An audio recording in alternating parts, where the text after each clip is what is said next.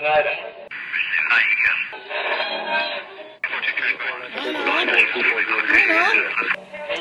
is that you? There, I think I got it.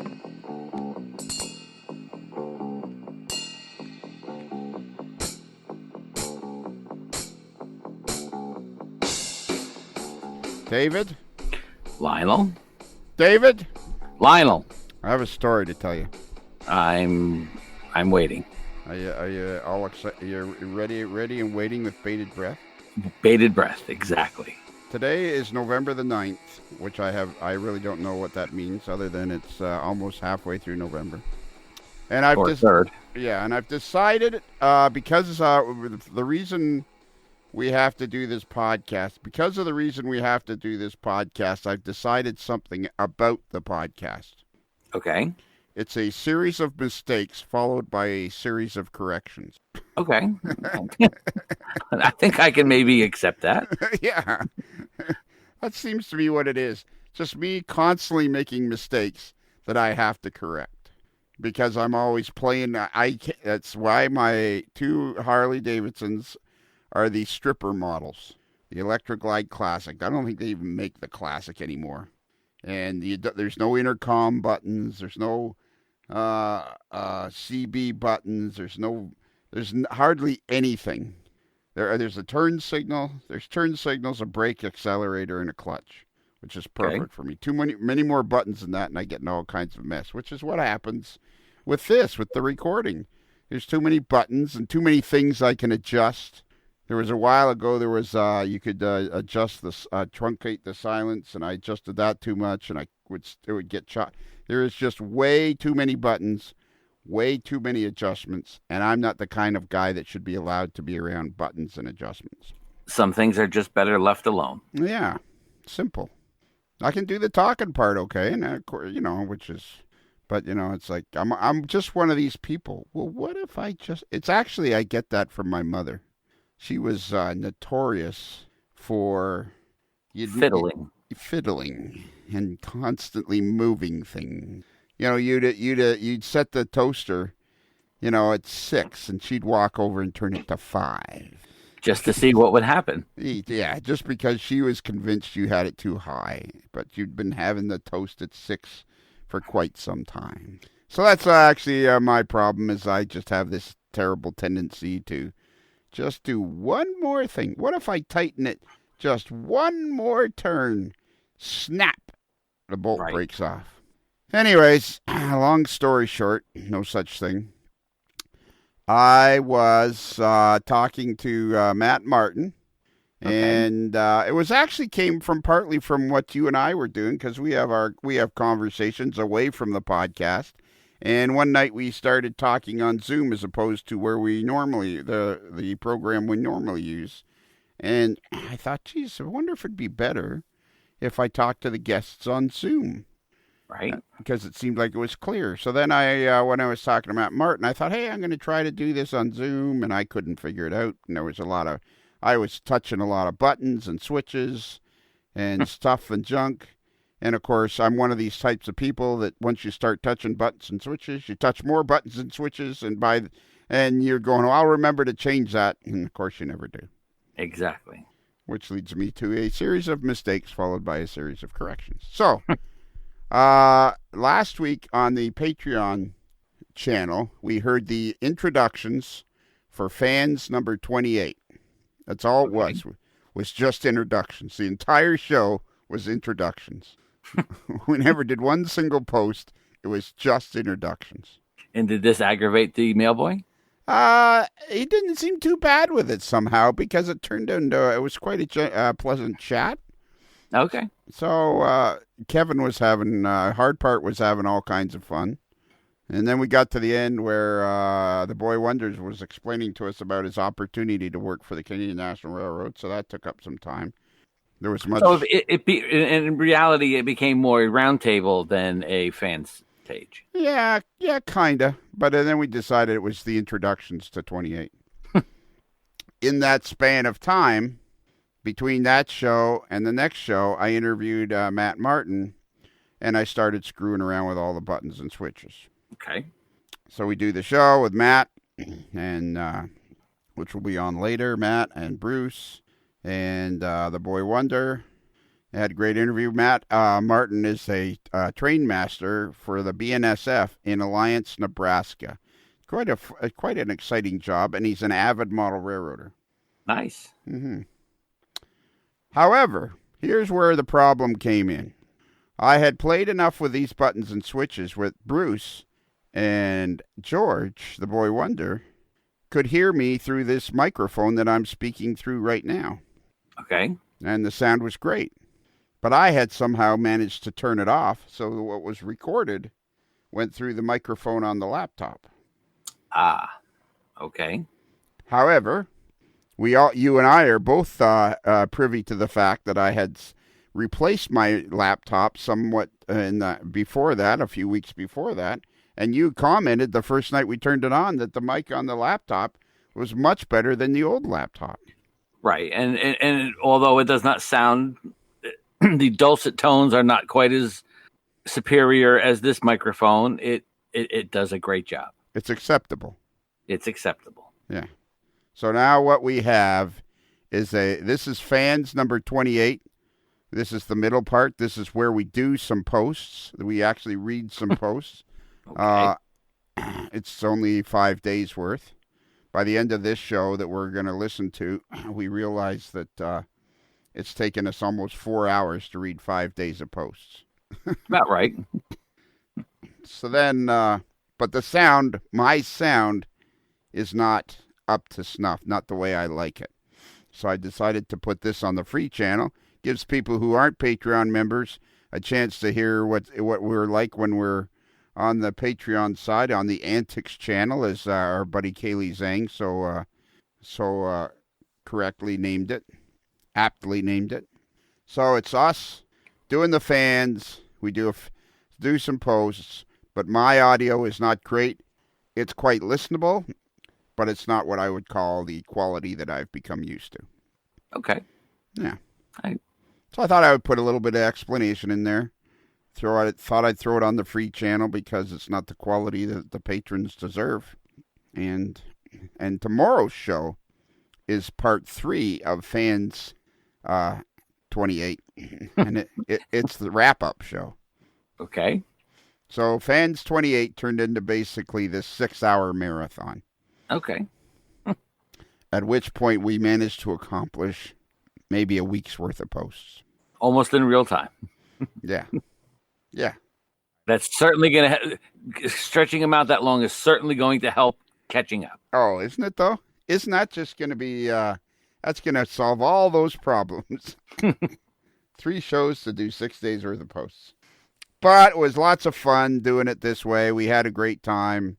Kevin had fun. We all had fun. There's lots of interesting stuff in each show. But at the end of the day, that's all that matters. Yeah. I just felt like the audio for this one wasn't the same quality I've come to enjoy. So I thought, let's put this on the free channel and let's give the folks a little explanation of what happened. Because as I've come to realize, the AML podcast, the AML network, is a series of mistakes followed by a series of corrections. Well, I mean, it has been said that the whole podcast was a bad idea. Yeah. Yeah, exactly. Too many switches, too much stuff, too many things to think about. There are lots of people with lots of good suggestions. But as I continually say, I don't care how the AML Nation started. I don't care what keeps it going. All I care about is that I got to be part of it. Absolutely. So are you ready? I am always ready. Do it. Subway chime, go. They're like, yeah, I know.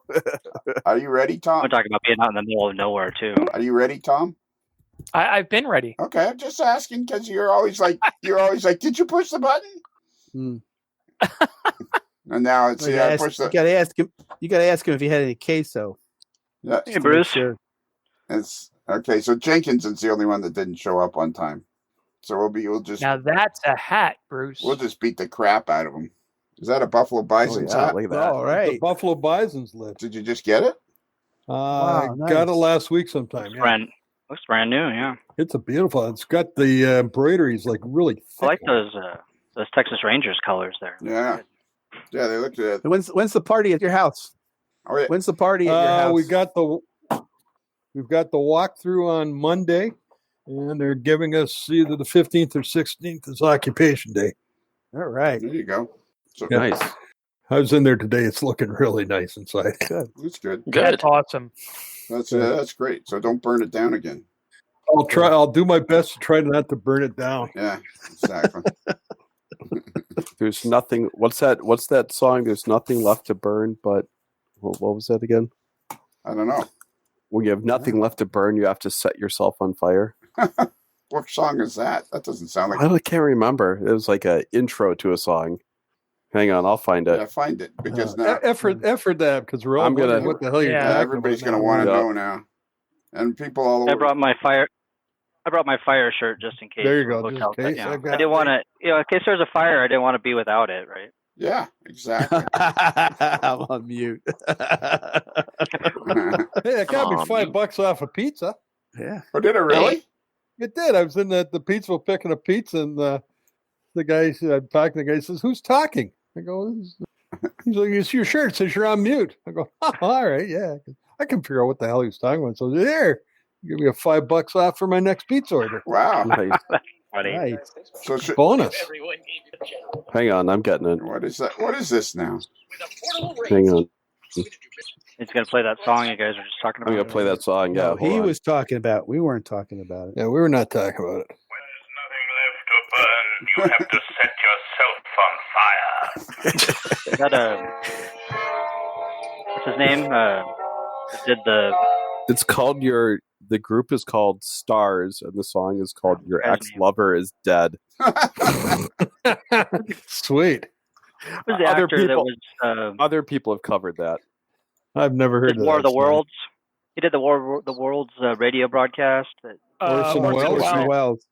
Yeah, was that Orson Welles saying that at the beginning? It sounded a little bit like him. I don't know. Well, Sounds like something from a movie. now you're going to have to go find out if it was Orson Welles. You're going to spend the whole show looking up information. So we got a few. So this will be part 2 introductions, part 2 information. Yeah. There you go. There you go. That's all right. Useless information. Are we gonna? Yeah, Are we, let us Google that for you, right? are we gonna have? Are we gonna have a wrap up show, or what are we gonna do? Or would we have a wrap up show? It seems like we should. If this is fans of fans of the AML part two. It seems like we had part 1 was introductions. Part 2 will beat the meat of the show, and then the part 3 seems like it should be a wrap up or something. Yeah, that only makes sense. It's the trilogy series. Yeah, But I thought this was part 2. it is. It is. Oh, okay. Yeah, but all right. Is it a Pay 4-part trilogy? attention. Is my really. microphone on? Tom's on No. Kate. Tom, Lionel, I can't hear you. Tom, Yeah, have you been in the queso? Yeah. I have not. I have Okay. not. I Have missed. you been in the dime store gummy bear?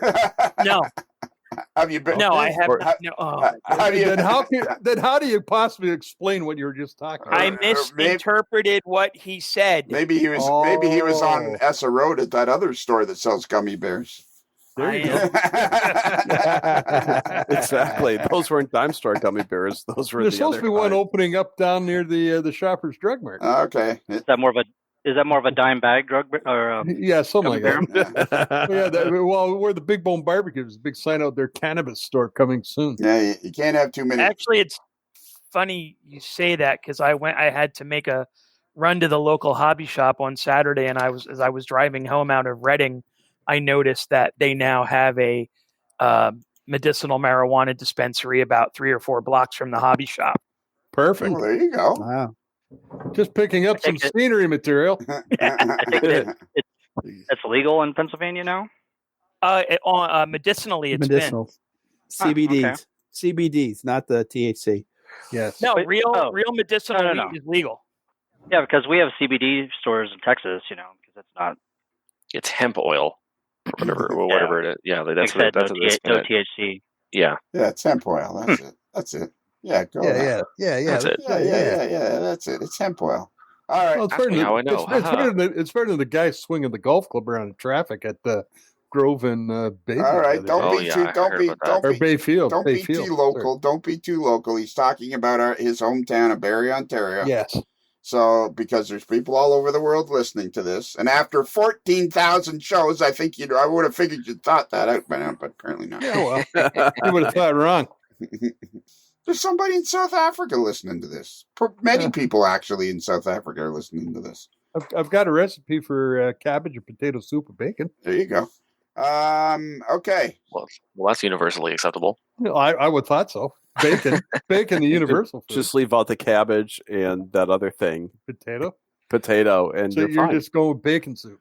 Potato. No, just bacon. Potato. Just Potato. bacon. All right. So Did you notice, Kevin, that Dunkin' Donuts now sells a little pack of bacon that you Wait, can really? buy? Yes. No, I yeah. don't go to Dunkin' Donuts, so Yeah. I didn't know that. Well, yeah, they have on their little side menu, they have it's called Snackin' Bacon, and it's basically a little pouch. It's a little pouch of bacon. Sweet. Oh, you had me a little pouch. Well, define how little. It looked like I haven't like a half pound or something. That'd be a little pouch. I haven't tried it yet, but it Oh. looks like 3 or 4 strips on the board in the drive-through. All right. Oh, And what are they charging for that? I don't know. Well, please report back fully. I'll have to effort that. Yes. I'm not a coffee drinker, so the only time I actually go to Dunkin' Donuts is to pick it up for Deb. But I did happen to notice that last time I went. Don't they sell donuts there too? Yeah, can I point out? I heard that they have donuts. They Yeah. sell donuts at Dunkin' Donuts. They do. And coffee. Yeah, they don't call it Dunkin' coffee though, do they? What a revelation. Oh, You there are go. Dunkin'. You are Dunkin', yes, but you could be dunking in the milk or something like that. Yeah, Tom, what I'm going to do for Tom Stock next year is I'm going to ship out some of the world famous Newski's bacon that's made here in Wisconsin, where it's triple thick cut butcher cut bacon that is applewood smoked, and it will change your life definition of what bacon should be. And that would only be fitting for Tom Stock. We'll put it on the grill in a cast iron pan and fry her up, and we'll put that on the burgers. Yeah, that would be good. Or we can just eat bacon. We can just throw that. That's true. We can just throw that in my fridge and say no more about it. That seems like a better. How many days does Tom start? 3. 3 days a piece. I thought it was I'm sure days. we're gonna have to eat breakfast at some point. So Are we? over 3 Was days. that wasn't a part of the program? I didn't. Oh, okay. Well, whether Yeah, day one. are there festivities or not? Friday is the bus tour. Thursday night is a dinner at what are we going to dinner? Shady Maple is where I'd like us to go. Okay. Well, I thought that's what we had. I thought we'd kind of decided that. Yeah. I mean, that's the big ass stretchy pants smorgasbord. Yeah, the stretchy pants smorgasbord. Stretchy pants. And How are they doing with the COVID? There's a Ron Clace model. yeah, there. stretchy pants. Stretchy pants smorgasbord. Ron, you heard it here first. We have not been since the pandemic, but I've heard they were closed for a while. Now they're open. But you have to wear disposable gloves when you go up to the food line to put your food on your plates. Well, makes sense. And I think None of they're it. doing the social distancing and all that. None of it makes sense, George. None of it makes. Okay, fine. We can't even get a salad bar. Whatever. Yeah, there's nothing like going up to a smorgasbord and loading up during a pandemic.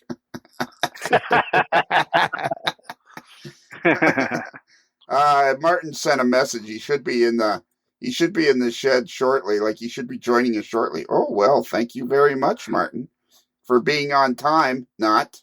Does he not understand the general principle of podcasting? I guess not. Well, they're on a different time zone down there.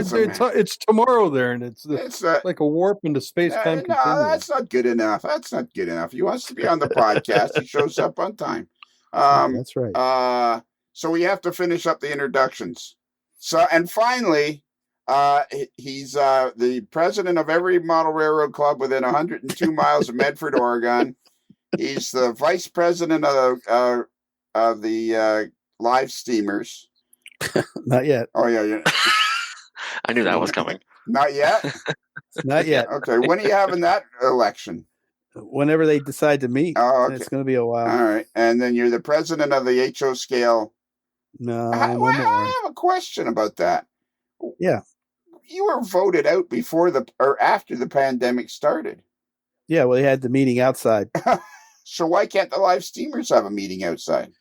Because most of the people that are, they're all. So let me get this straight. The club that's in the building has a meeting outside, but the layout that's outside can't have a meeting because there's no building available. Well, it's the people. All right, I'm not even going to go there. That's some fuzzy organ logic. Right there.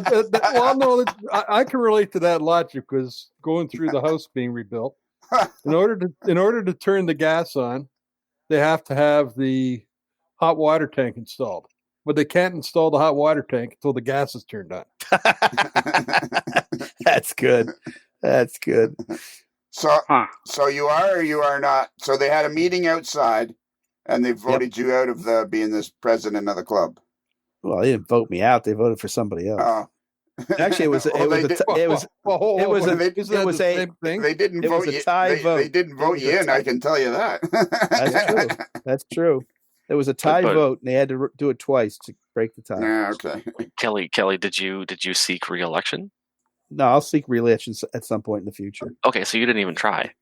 Did you remember to vote for yourself? Yeah, I voted for myself. Don't forget, this was all outside during the wildfires. That's actually before the wildfires, but that's another story. So why can't the live steamers hold a meeting outside? Because most of the members won't meet because of the virus. Outside, they don't. Outside, inside, and a lot of them don't have. They're not computer savvy, so you can't do Zoom. Do they have email? I don't know. Well, they're not computer savvy. I'm not computer savvy. Yeah, but you can stumble through the basics of email, though. Oh, okay. I hate email. That's the one thing. Lucky for you, you have an office right next door to a Mac guy, too. Yeah, really. Exactly. That helps. Yeah. So you can go use his computer. Yeah, exactly. That's where I am right now at the Mac guy. He doesn't know it. Nice. I'm here, but it's a secret. Yeah, exactly. And then so you're the soon-to-be vice president of the live steamers. You got tossed out of the HO Scale Club. Are you still a member, or did they just ban you from? No, I'm a member. I'm still. Now I can work from the background. I can wheel it. You can be a rebel rouser in the background. When I first met him, he was all about how he doesn't really like talking to people and he doesn't like to socialize. But every time I talk to him, he's in charge of this and in charge of that and in charge of the next thing. I think he's just like a dictator, the dictator of model railroading. Yeah. If he'd opened his mouth sooner, they wouldn't vote him into this stuff. Yeah, that's true. Give him all the responsibility. Oh, Martin wants in. Should we let him in? I don't know. Sure. Then we can introduce him. I'm pretty miffed. We can make fun of him. Are you miffed? I am. I'm pretty miffed about the whole thing. Are you miffed to the point of moderately agitation?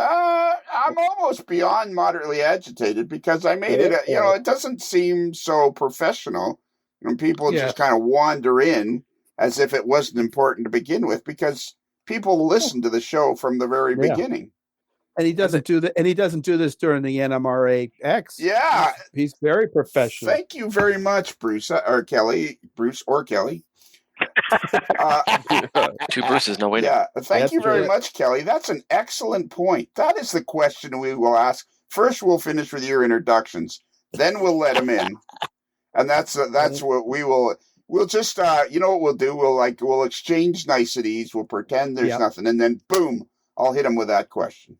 And I was going to say, then we call this session "Abuse the Aussie." Yeah, but I will go to his defense because he has been sitting at NMRX probably for about 6 hours. When we come and go to do a little bit of hosting, he's always there doing something. That's true. Right, and your point would be, so why wouldn't he be sitting at the computer 10 minutes before our show starts? I don't follow your logic. What's it like? Like ours? I'm guessing he was getting lunch, which was maybe a roast beef sandwich. Oh, come on, Bruce. Somebody mentioned that he need to be joining us. We can make fun of him. Everybody else. I think we should point out that he doesn't have to be here for us to make fun of him. No, that's true. But it's more fun when you can do it to his face. Yeah. That's Yes. All right. Oh, by the way, Lionel, sorry, can I get one thing out of the way right now? Absolutely. My Cadillac is slow. Thank you. Attaboy. Yeah. Oh no. We got. Is there a story behind that? Acceptance is the first step, right? No, but I figured it would come up at some point, so I figured I'd just get out ahead of it. Oh yeah. Yeah. It's a preemptive strike. The other thing that's going to come up at some point is I don't care. I don't care what you think. I don't care what anybody else thinks. If you ever say it, you will never be on the podcast again. I don't want to hear that it's dry cold. It's 40 below. You're freezing your kahunas off. It's cold. Period. End of sentence. Also, I didn't have to tune my car. I chose to tune my car. That's right. Yeah. You made a decision. I just want to deal with all this now, right? So anyways, and you're Walter Safety.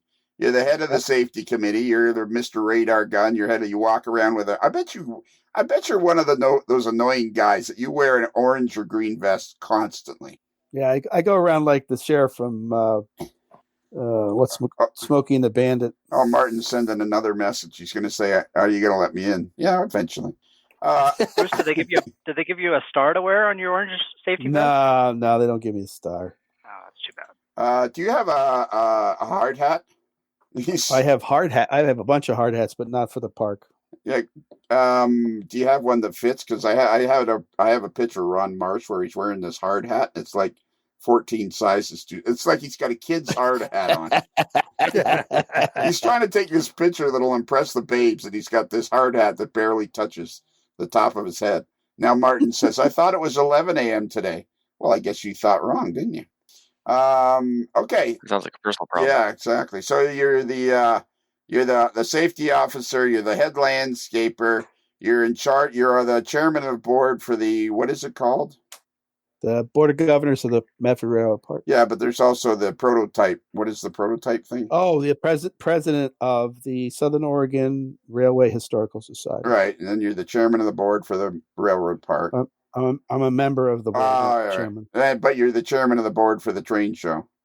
Yes. Yeah. Have I missed anything out? No, I think that's good enough. And he's the president of every model railroad club within 102 miles of Medford, Oregon. It's the modeler simply known as Kelly. Hello. All right. Should we let him in now? Yeah, let him in. Yeah, go ahead. Let the abuse start. Yeah. Yeah. Begin the lashes. Begin the lashes. Are you in? Martin? You said the key broke off in the door. Yeah. Martin? We changed the locks. Martin, are you in? He's in the wrong building. It's on the 41st floor. Oh, there he comes now. There he is. There we go.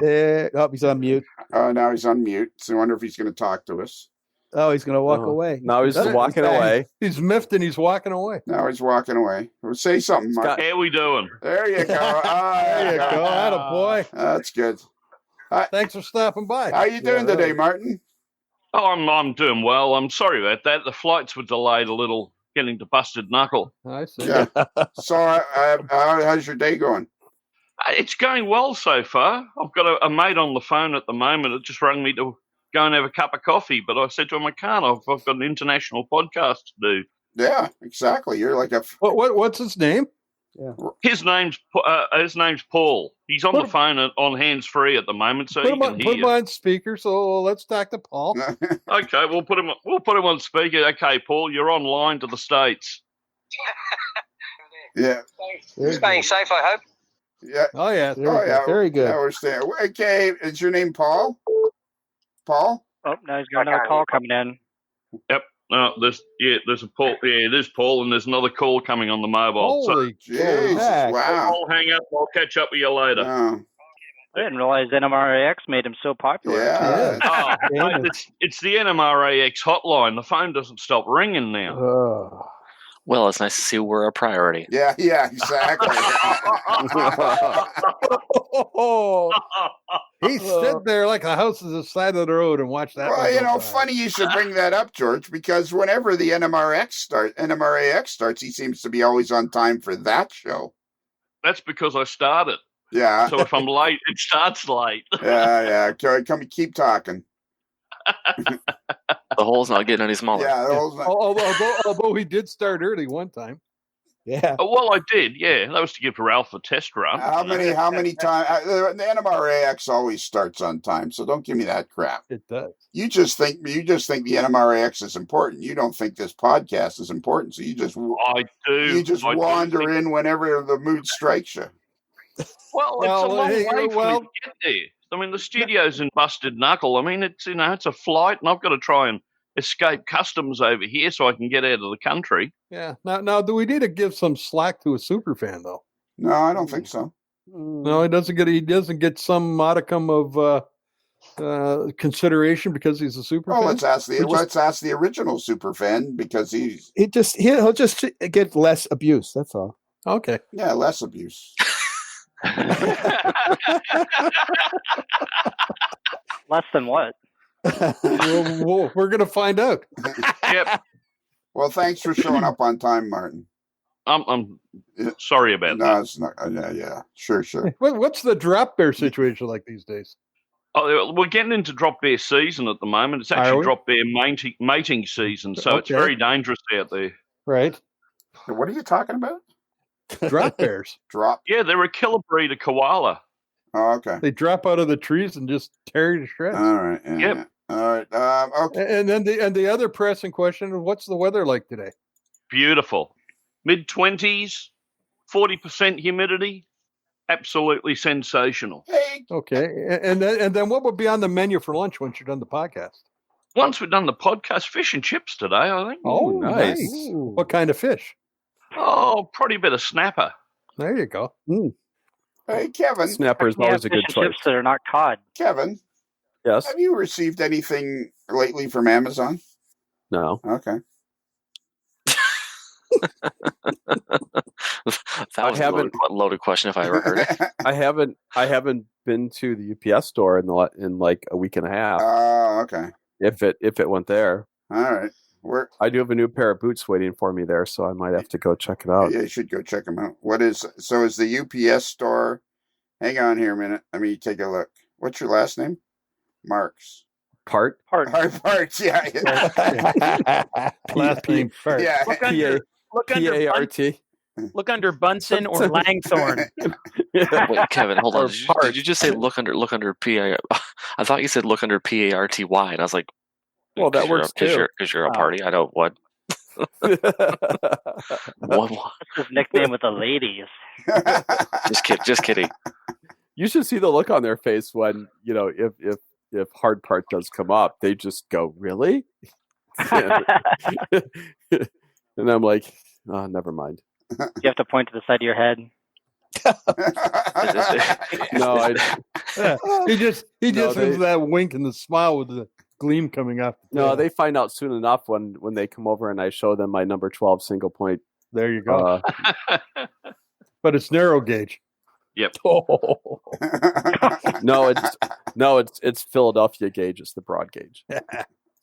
Hey, ladies, let me show you my fixtures. That's it. All right, let's get right down to this. All right, we're done. Works every time. We're done with the introduction. So let's find a good post. Let's start with this one. Government says date are we on? We are on. Why does that matter? It's March the 18th.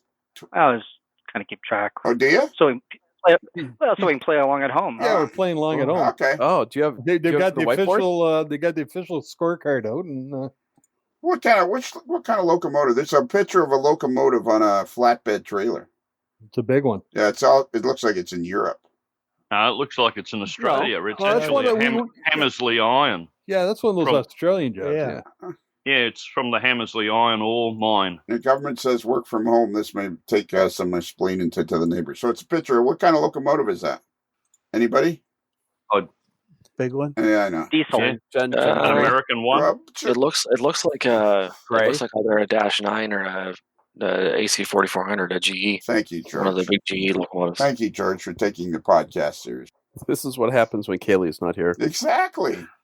Hey, I can fill in pretty good. Yeah. There you go. Good job. Well, on that picture, I want to say the two giveaways. One, the traffic is on the other side of the road. And the way they spelled neighbors is different from the North American way of spelling neighbors. You mean oh my God! As soon as you said that, I knew Bruce was going to say something. So you're saying they spell neighbors in Mexico differently? Yeah, this is why probably do. That's why we need Ralph here. We're just here to push Bruce's button. So, yes, in fact, in Canada, there's a U in neighbors, and there isn't one in the lower 48 or Alaska or Hawaii. This next picture. What about Puerto Rico? I have no idea. I think they spell it there the same as they do in Mexico. It's definitely. Go ahead, Martin. I was going to say it's definitely a U down here. I mean, it's just spelt correctly, and the cars are on the correct side of the road. So no, the cars are not on the right side of the road. The cars are on the wrong side of the road. Let's move along to something more interesting. This is from Josh Bowman, and Josh is a farmer in Southern Ontario, and he also works for a guy and repairs tractors. He's a whiz. Josh Bowman is a whiz kid, has his own farm. Really cool guy. And he says here, rocking a freshly installed AML sticker on the back of my truck. Way to go, Josh. And an empty Blizzard cup for scale. Now that's a good picture. I like that. That is superb. Yep. Whenever I see Josh's post, his profile pic always cracks me up because his wife is making the funniest face in the picture. Josh is just completely oblivious, and and it's so funny. Yeah. We should get her on the podcast because she looks like she's Josh, pretty funny by making that face. Josh, we should get your wife on the podcast because I bet you she's more interesting than you. Oh, bring her to Tomstock. That would actually be an interesting premise for a fans or a virtual hobby shop or whatever. The women of AML. Yeah. And not to cast aspersions or downplay Kaylee or Tracy Boyd or anybody. But actually, let me phrase it this way. Yeah, keep talking. You want to shovel? The hole is getting deeper as we talk. Listen, folks. Here's the deal. Can I try to bill you? Don't forget Michelle Kempema. You mentioned Tracy. You mentioned Kaylee. Don't forget Michelle Kempema. Can I try to bill you out here, Tom? The spouses of AML. And Angela Sutton. Angela Sutton too. It could be significant others. Right. Would you like to borrow my shovel? It might not necessarily be a spouse. Let's go significant others of AML. Yeah, we're gonna have a podcast episode where Tom is just going to tell all the women to calm down.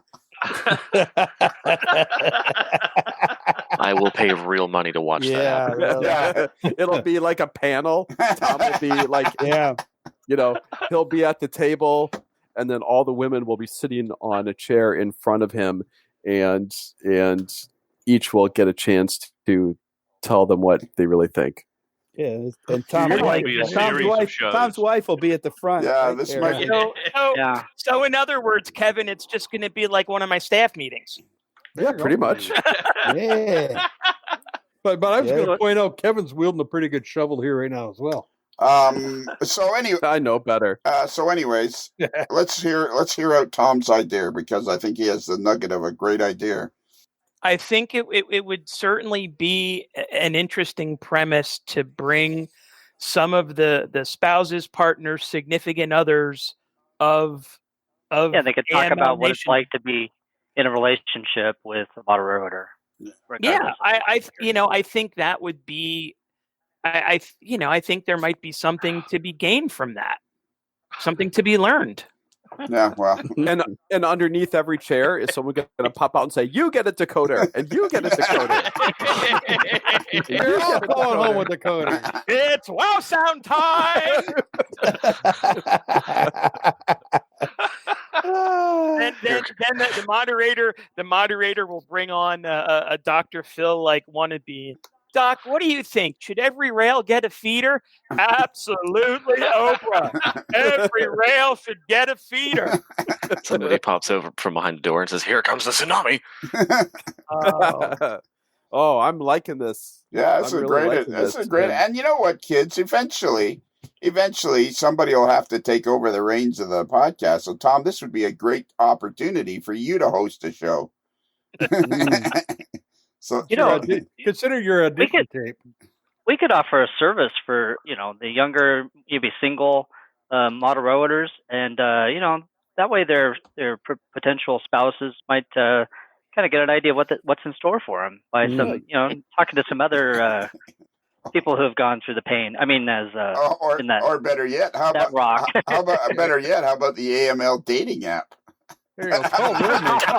There you go. Call roommates. Must be 18 years old. You don't have to be lonely and be in the basement all the time. Yeah. I think I'm swiping left on that one. Just put in how many Fast Tracks fixtures you've got, and you'll get a rating. Well, they like shiny metal things. Instead of a picture of the person, it's a picture of their models. Or their track work, and you can swipe left or right accordingly.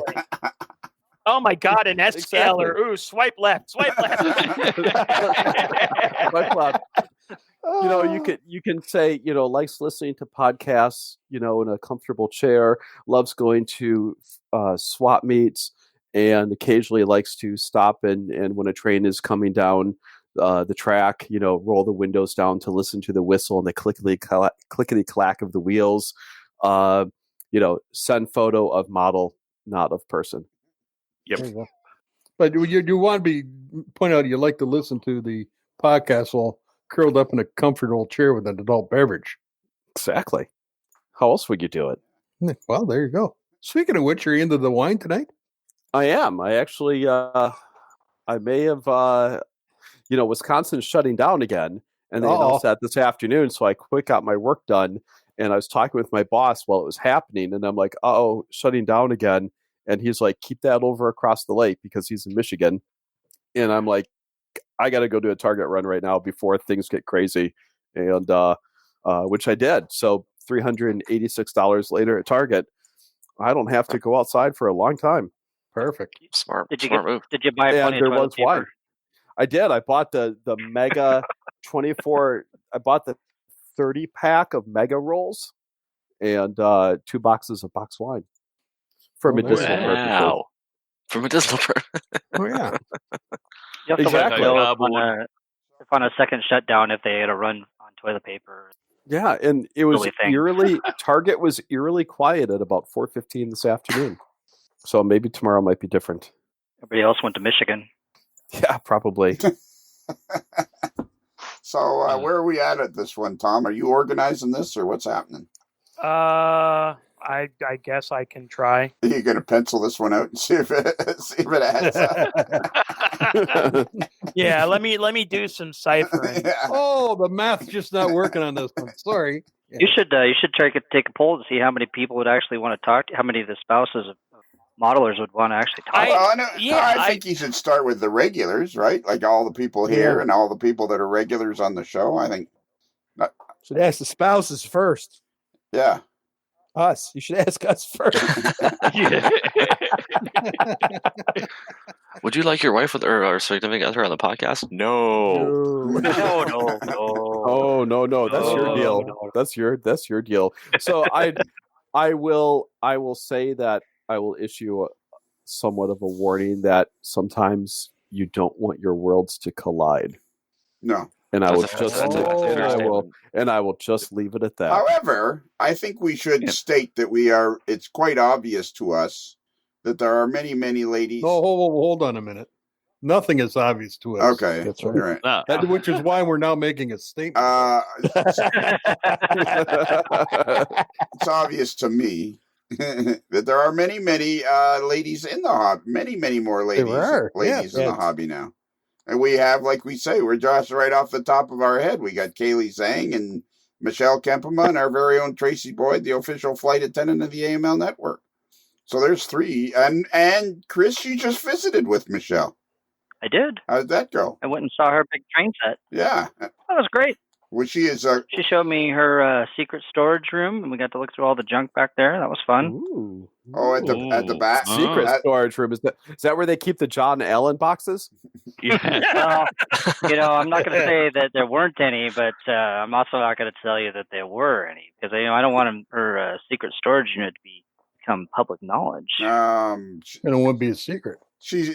Tony Cook was in there, and she said, she took me and Tony back there, and she said to Tony, well, if there's anything in that over there in the Tycho pile you want, I mean, it was like watching a guy on meth. I noticed they had those big luggage carts. Yeah. I noticed one was missing. I guess Tony had to push it home with full of the Tycho. Yeah, exactly. So what did you think of the layout? Well, I've been there 3 or 4 times. I operated on it twice. Oh, have you? Yeah. So I really enjoy it. I've talked it up for years and told people if they're going to Colorado, it's a must see. Did you see Derek Tucker there? No. Okay, just Derek's a member and an avid AML fan and a member of the Patreon channel. Yeah. They had a group came in from New Mexico that they were operating the layout. I met maybe 1 or 2 of the regular people that are on, the regular guys there, but as far as the volunteers was all this group from New Mexico, and I met a few of them. Okay, it's pretty cool. Yeah, it would be cool. It's a fairly big commitment to drive over from New Mexico. It's a huge commitment, isn't it? It's quite a ways, isn't it? Well, they touch on the southern border, but Colorado, but I don't think any of them live particularly close, right? Well, and the thing of it is, this is a well, that didn't work out at all. The thing of it is, this show is listened all around the world. So where is New Mexico in relation to the museum? We're talking about the Colorado Model Railroad Museum in Greeley, Colorado. So Greeley is in the northern part of the state, close to the Wyoming border, about 30 miles, 40 miles from the Wyoming border. And it's just north of Denver, where, so New Mexico would be due south of Colorado. But you've got a lot of Colorado to cross, and then there are not a lot of towns in that part of New Mexico. So I assume that they were from New Mexico, which would be like Albuquerque or something. How many miles would it be to the New Mexico border? Is that where the Four Corners is? Is it New Mexico, Utah, and Nevada? Mm-hmm. Yeah. So New Mexico is directly south of Colorado, and then Utah is directly west of Colorado, and then so that's 3 of the corners, right? And then Arizona fills in with corners. So how far would it be to the New Mexico border from Denver, roughly? 8 hours.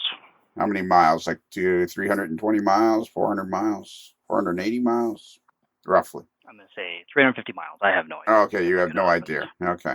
I don't think in miles. I think in time usually. But okay, all right. And what's your average speed usually on the freeway? What do you, as you're going? 75 miles an hour. 75 miles an hour. So 8 hours times 75. And how often do you stop to get something to eat? Well, it's a mathematical equation. You need to have all the variables. It is. Okay. I think it's more. Depends on how many Diet Mountain Dews I've drank. If I've drank a lot of Diet Mountain Dews, I stop once an hour. Yeah. It's not all. If I have drank less, I could usually make it an hour before I need to. Wow. Also, my watch bongs. It says, hey, you haven't stood up for an hour. Oh, really? Okay. So what do you do? Yeah. Is it an Apple Watch, Chris? Yeah. That's what, I can't understand that for the life of me. Okay. I mean, the watch, you can get your Google Maps on your watch so that when you're out on the street walking somewhere, you can get directions, but your watch can't figure out that you're sitting in a car driving 75 miles an hour and it tells you to stand up. No, it knows you're doing that, but it's saying, hey, we don't want any deep vein thrombosis here. You need to pull over and stretch your legs. What it's saying is, why not open up the sunroof and stand up? Stand up. Well, you could drive with your big toe. Put the cruise control on. Stand up in your seat. You just got to lean your heel against the steering wheel. Yeah. No problem. Yeah, and just open that sunroof and let the air come in. I think someone's having a personal crisis. Who? Tom. He's thinking about this way too much. Oh, yeah. Yeah. I think Tom is... Are you not getting your steps in, Tom? Is that what's happening? I can tell you who's not getting their steps in. I can tell you right now who's not going to get their steps in, and they just went and spent $300+ at Target. And now I walked around the entire store twice. Thank you very much. Yeah, and what about you? What are you going to do for the next week now? Tomorrow I'm going to Menards to buy more shelving for the basement. All right. So are you going to get out every day and walk? Yeah, I may have ordered 2 more pair of shoes today. Allegedly. Yeah, we should ask you that question someday. Anyways, well, how many are we done? How many posts have we done? One. I don't know. Can I interject? Sure. From Denver down to the Four Corners, according to Google Maps, is 7 hours and 47 minutes, or 421 miles by the fastest route with the usual traffic, which is US 160 East and US Highway 285 North. All right. Thank you very much, Bruce. Greeley's an hour north of Denver. Yep. Yeah, so it's like 400 miles. What did you say, 320? So it's like roughly 300. It's 421 miles to Denver to the Four Corners. What route do they take you to get to the Four Corners? Down to Pueblo and then over? You go through beautiful Pagosa Springs, so your Wolf Creek pathway upon the Great Divide. Yeah. Then down through Durango and Cortez, and they bring you in through the Utah side. There's got to be a more direct way to get to New Mexico than that. Well, there's big lumps of mountains and stuff in the way, so you kind of go where the highways go. I-25 and go to like Pueblo and then cut across. Yeah, you can do that. To the Durango, and like if that's how you want to go to Durango or to Chama, that's how I'd go. Yeah, you can cut down through Rayton to Taos over to Farmington and through that way. Yeah. You can also go on 70 and then go south once you get over to the western side of the state. Yeah. All right, now here's what I envision all over the world right now. Tens of thousands, hundreds of thousands of people have pulled over to the side of the road and they're slamming their head into the steering wheel. Here's one thing I'll say. If you do not live in the United States, or if you do not live in the western United States, or even if you do, but you don't find yourself leaving your state very often, and you are interested in trains, go to Colorado. Yes. There is so much in Colorado to do for a rail fan, whether you're a prototype fan or a model railroader. It is. Narrow gauger. Well, a prototype, yeah. So there are steam trains to ride. There are museums to visit, one of them being Michelle's, another one being the Colorado State Railroad Museum in Golden, which is a treasure in itself. There's the Forney Museum in Denver. I mean, there are so many things to do in Colorado that are railroad. You got the Cumbres and Poltec and the Durango and Silverton. Georgetown Loop. If you take I-70 and US 191, it's 8.5 hours and 500 miles. Okay. So I think we pretty much covered that then, eh? I think. Yeah. So there you go. All right. So should we Welcome to Rail Adventures with Chris. Yeah. Well, that could be a whole nother show. It's cool. We should have another show on Chris's Rail Adventures. Yeah, well, no, we have the Atkins diet we haven't done for a dog's age. So after he's done his trip right now, because where are you right now? Where are you at this exact moment? You're in the midst of a trip, Chris. I am in Hot Springs, South Dakota right now. Where's that in relation to? Which is on the southern tip of the Black Hills. Oh, yes, that's south of Rapid City. Is Rocky Raccoon nearby at all? I don't know, but I saw a lot of dead raccoons in Wyoming. I don't know why so many. Are you gonna make it over to Spring Creek Model Railroad, over to Drechsler in Nebraska? Or I am. Are you gonna head that way? Okay, cool. Tomorrow I'm going to drive to Drechsler. I was surprised because I had to compromise so that I could be on the podcast at 6:42 today. Right. Daylight time. So that's why I wound up in Hot Springs. I'm still 8 hours from Drechsler. Wow. It surprised me because I'm right on the Nebraska-South Dakota border, but it's still 8 hours because it's clear on the other side of the state. You need Tony behind the wheel. Tony Cook, the editor of Model Railroad News. He's known to put some miles under his butt pretty quick. I was there when we got pulled over. Should we do another? Post? What do you think? We were 47. We've done what, 2 now? One. This is the second one. We haven't done. Was it the second? I think one we're 100% more than we did last time. So yes, that's true. So here's one from Jeff Brigham. I finally decided this Athearn Genesis MT4 would lead the northbound San. How do we say that? Joaquin. San Joaquin. No, it's not that. Joaquin. Joaquin. What was the name of that? As in Phoenix. You're thinking of Carquinez. Yeah, Carquinez Model Railroad. Not to be confused with Texan. Yeah, Texan. Yeah, Texan. Yeah. What did we just say? Somebody say it for me. Joaquin. San Joaquin Daylight. Where's San Joaquin? In New Mexico? California. Oh, California. Okay. The San Joaquin Valley is the big vegetable growing place in the States. Okay, cool. So the San Joaquin is in California. We should do a podcast about geography. On the on the train number board went decals for train 51. Unfortunately, I found she is in need of a new decoder since I apparently fried parts of the current one while pulling a CMX train cleaning car on the Nashville Road. The Nashville Road is Andrew Keeney's model railroad, which is a fantastic model railroad. And this is from Jeff Brigham, and he has an AML. He's a dime and an AML chip for scale. Nice. Very nice. What do you say? Should we go for 3 posts? Should we go crazy? Let's go all out, man. What a roll. Yeah. Let's see if we can get Sixman by the hour. This is going to be. This is going to take a while because this is going to. Hard part's going to love this one. Oh, geez. It's yeah. This one is from our very own Tom Jacobs, aka the Queso Cowboy, aka. We should at least tell everybody who's here, even though we're 50 minutes in. So I thought we already did that. Like a whole show that ago. were here last time. Yeah, that's 15, true. Yeah. We're 50 minutes. Yeah. So anyways, it's from our very own Tom Jacobs, the Queso Cowboy, a.k.a.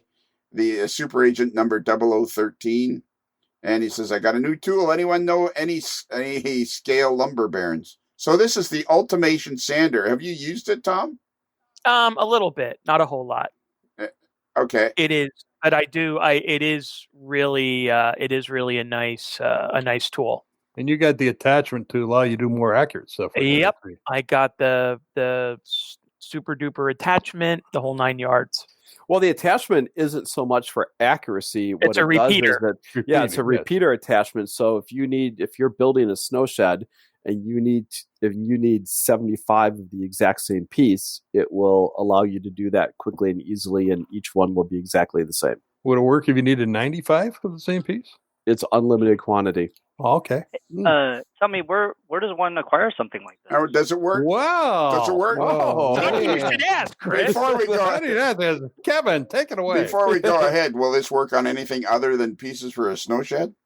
It will. It will work on.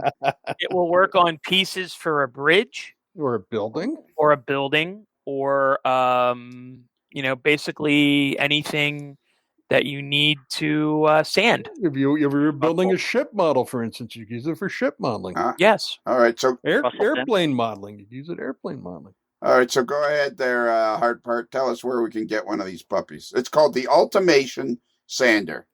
Yes, and you can get that on the Fast Tracks website, handlaidtrack.com. Just click on tools and then click on the picture. How much does one of these cost? Oh, I want to say the Sander's around. I'll tell you in a second. The Sander's. Well, we knew somebody who'd bought one. 200. Yeah, how much was it, Tom? I think the package yields about 285, 300 bucks. Yeah, I was going to say around 300 for the whole thing. Yeah, for the whole thing. That's with the repeater tool, and I can tell you, anyone who has purchased the repeater tool, the smile on their face when they get to use it and see it work, because the time that you will save is unbelievable. I want to say the repeater tool is around like 75, 80 bucks. And hang on, I'm getting going. So what you're now. saying is guys like them when their tools are able to repeat. Yes. So can we give everybody kind of a rough idea of what it is this thing does? So basically it's kind of like a desktop sander, but the difference is it's not motorized, it's powered. And the reason for that is hand crank. Yeah, hand powered.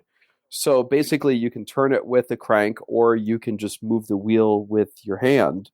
And it's made for mainly plastic and soft woods, things that you don't want a lot of friction on. So it's a wheel that is turned by your hand. You just hand crank this wheel in a very fine piece of machined setup. I don't know what you would call it. The table is the whole thing is incredibly fine craftsmanship, and it's like a sanding wheel that you hand power, and then you feed in the piece that you want, and boom. Right. So if you go to the Fast Tracks website And then on the left side, the fourth category down is Mount Albert scale lumber. So click on that. And then once you click on Mount Albert scale lumber, there's a section for tools. So you click on the sander there, and then you'll see the Ultimation sander. U.S. cost is $225, and then the repeater cost is $80. So you're looking at $305 for it. And who was the fellow that invented this? The guy who did it, he was the previous owner of Mount Albert scale lumber. Jerry Cornwell? No, before Jerry was it. So he's the one that invented it, and then obviously Tim Monty Albert, right? Oh, I can't remember. Yeah, that must be it. And Tim is selling it for him. Yes, Tim is thrilled to be selling it for him. Oh my God, yeah. So at the O Scale show in Chicago every March, we have 3 tables. So there's a Fast Tracks table, a Mount Albert table, and then there's a table for the just the Ultimation sander. And they bring some bridge models with them that were built using the sander. And we've had it 2 years now. And each year it literally sells out on the first day. That's how it was at Springfield. I didn't buy it at Springfield. I bought it after, but I saw it demonstrated at Springfield, and they had the bridge there, and it was really impressive. Al Collins, that's right. Al Collins, yeah, thank you. He was the fellow that created the Ultimation sander, but I think it was Jerry Cornwell that was at Springfield. He was down at Springfield. Well, there was the 3 of them. There was. Was that? No, I think was Al there as well. No, I don't think so. Because they had Fast Tracks, they had Mount Albert, and they had Ultimation all at the booth right next to the AML booth with Jim Sacco. Yeah, and and I remember talking to, I think it was Jerry Cornwell, and Jerry was there. Yes, and I remember thinking, because him and I had a little chit chat about him being on the podcast, which I completely forgot about. So I'll write that down now as we talk. Which reminds me, next Tuesday we got to talk to Mike Hawk. But I don't know how to get a hold of him. That could make it a little tough. Yeah. So, anyways. Oh, hang on. This just in. So I've been chatting with Tim Worse.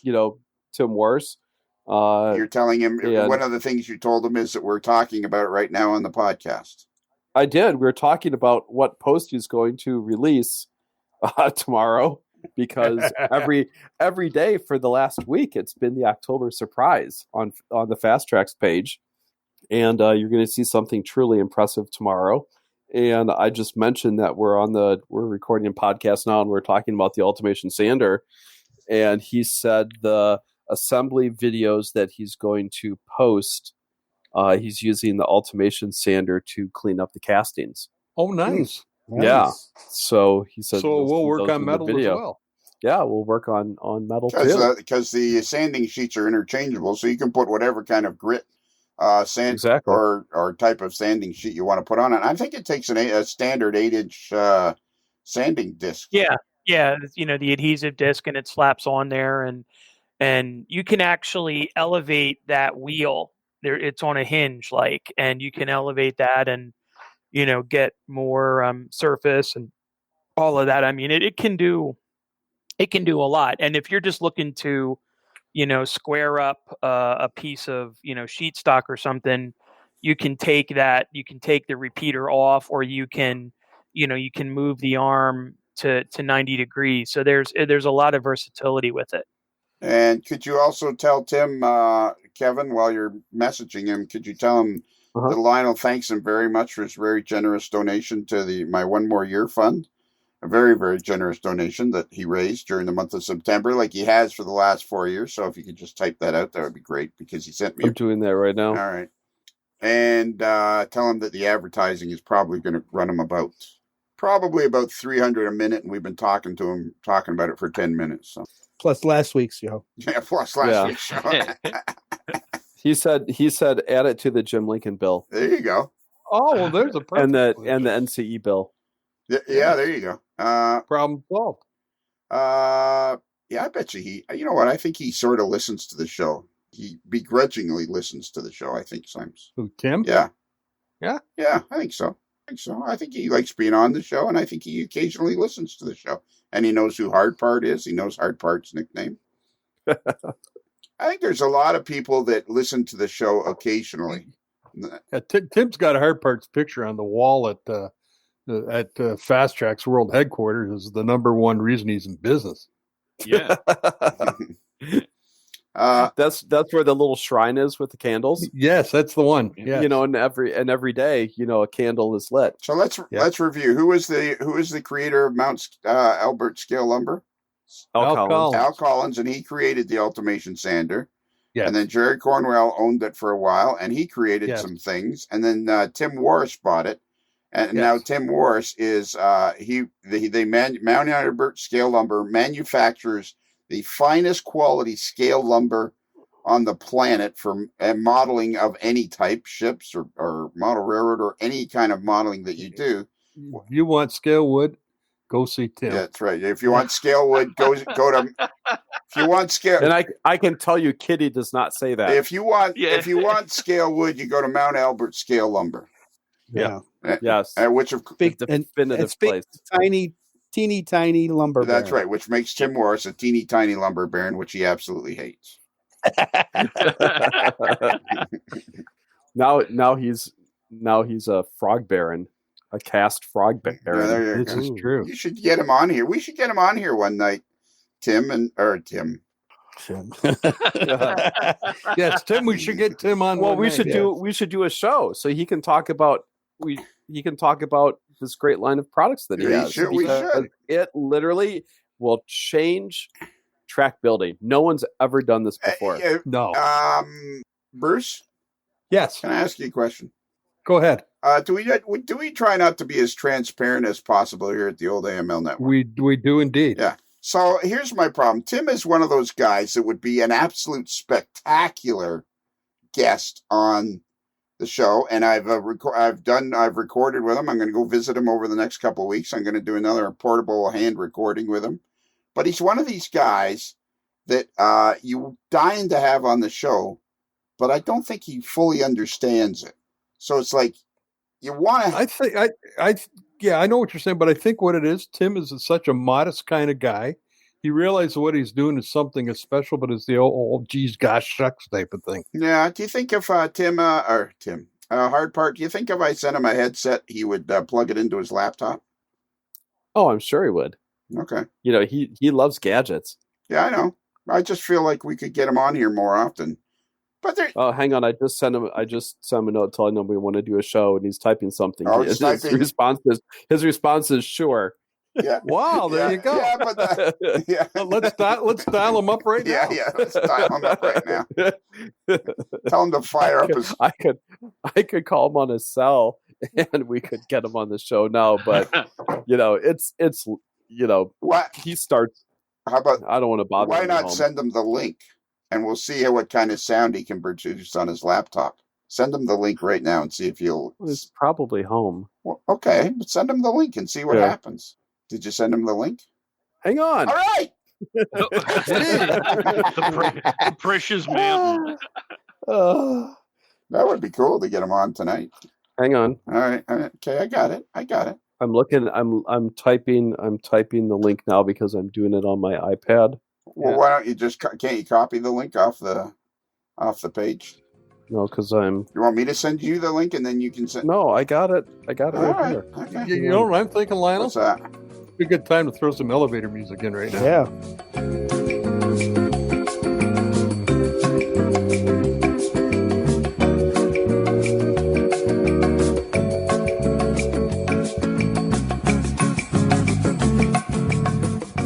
Here's one from Bruce. The original. This is from the modeler, simply known as Kelly. Wow, and it's a long time ago. Okay. Well, okay. Look at that looks like the new refrigerator I just got delivered to my house. Says the guy with the $15,000 refrigerator. So that's not stainless steel, though, right? No, that's not because those magnets are sticking to it. GE profile slate gray. Okay, so what we're looking at. Wow. Yeah, have you guys ever listened to? Do you ever listen to these shows? Oh hell no! Oh, sorry. first we have. I'm just saying, I have the same. Well, we don't. Nobody even knows what we're talking about yet. It's a refrigerator. Well, we didn't even get a chance to say that. Yeah, we did. I said it looks like the refrigerator I got delivered to my house today. So had one been had one of them been paying attention, they would have heard the word refrigerator at least twice by now. Maybe 3 times. Martin's being awfully quiet. I wonder why. Is he even beside his microphone? He's thinking about fish. No, and chips. I'm here. I'll add a comment when I'm. He's thinking about getting some snapper. He wants to talk. Yeah, I was thinking about lunch looking at this fridge. Snapper fish and chips. I want some of that right now. He wants to tell his story about this microwave. That's what he wants to do. Hang on, but Tim politely declined. There you go. He said he's not where he can do it. We didn't. He's too busy at Tim's Tiny Timber Emporium. Tim's Tiny Timber Emporium. Yeah, I gotta write that one down. Hang on. That could be a new mount, or that could be a new Mount models. My models. Yeah. No, we gotta think of a keyword. Gotta think of a keyword to replace Emporium, though. Yeah, I've been trying to think of one, but I couldn't. Don't be hanging that on me. He already doesn't like it when I say it. Teeny, So, anyways, this is a picture of the modeler simply known as Kelly. It's a picture of his fridge, and he's got an AML magnet on there, and he's got a couple of Modeler's Life magnets on there, 3, and it says, "When I think of food, I think AML." Are they still there? Those magnets? They are still there. Attaboy. Nice. That's cool. The only reason I brought up the stainless steel thing is it's frustrating that you can't put your AML stickers or magnets on your front of your I know. stainless steel fridge. I have a stainless steel fridge too, and it's very frustrating. Loctite has a thing for that. Here's one from Tracy Boyd, and she says, "It's my morning ride, not as strenuous as Chris Adams, but serene and peaceful."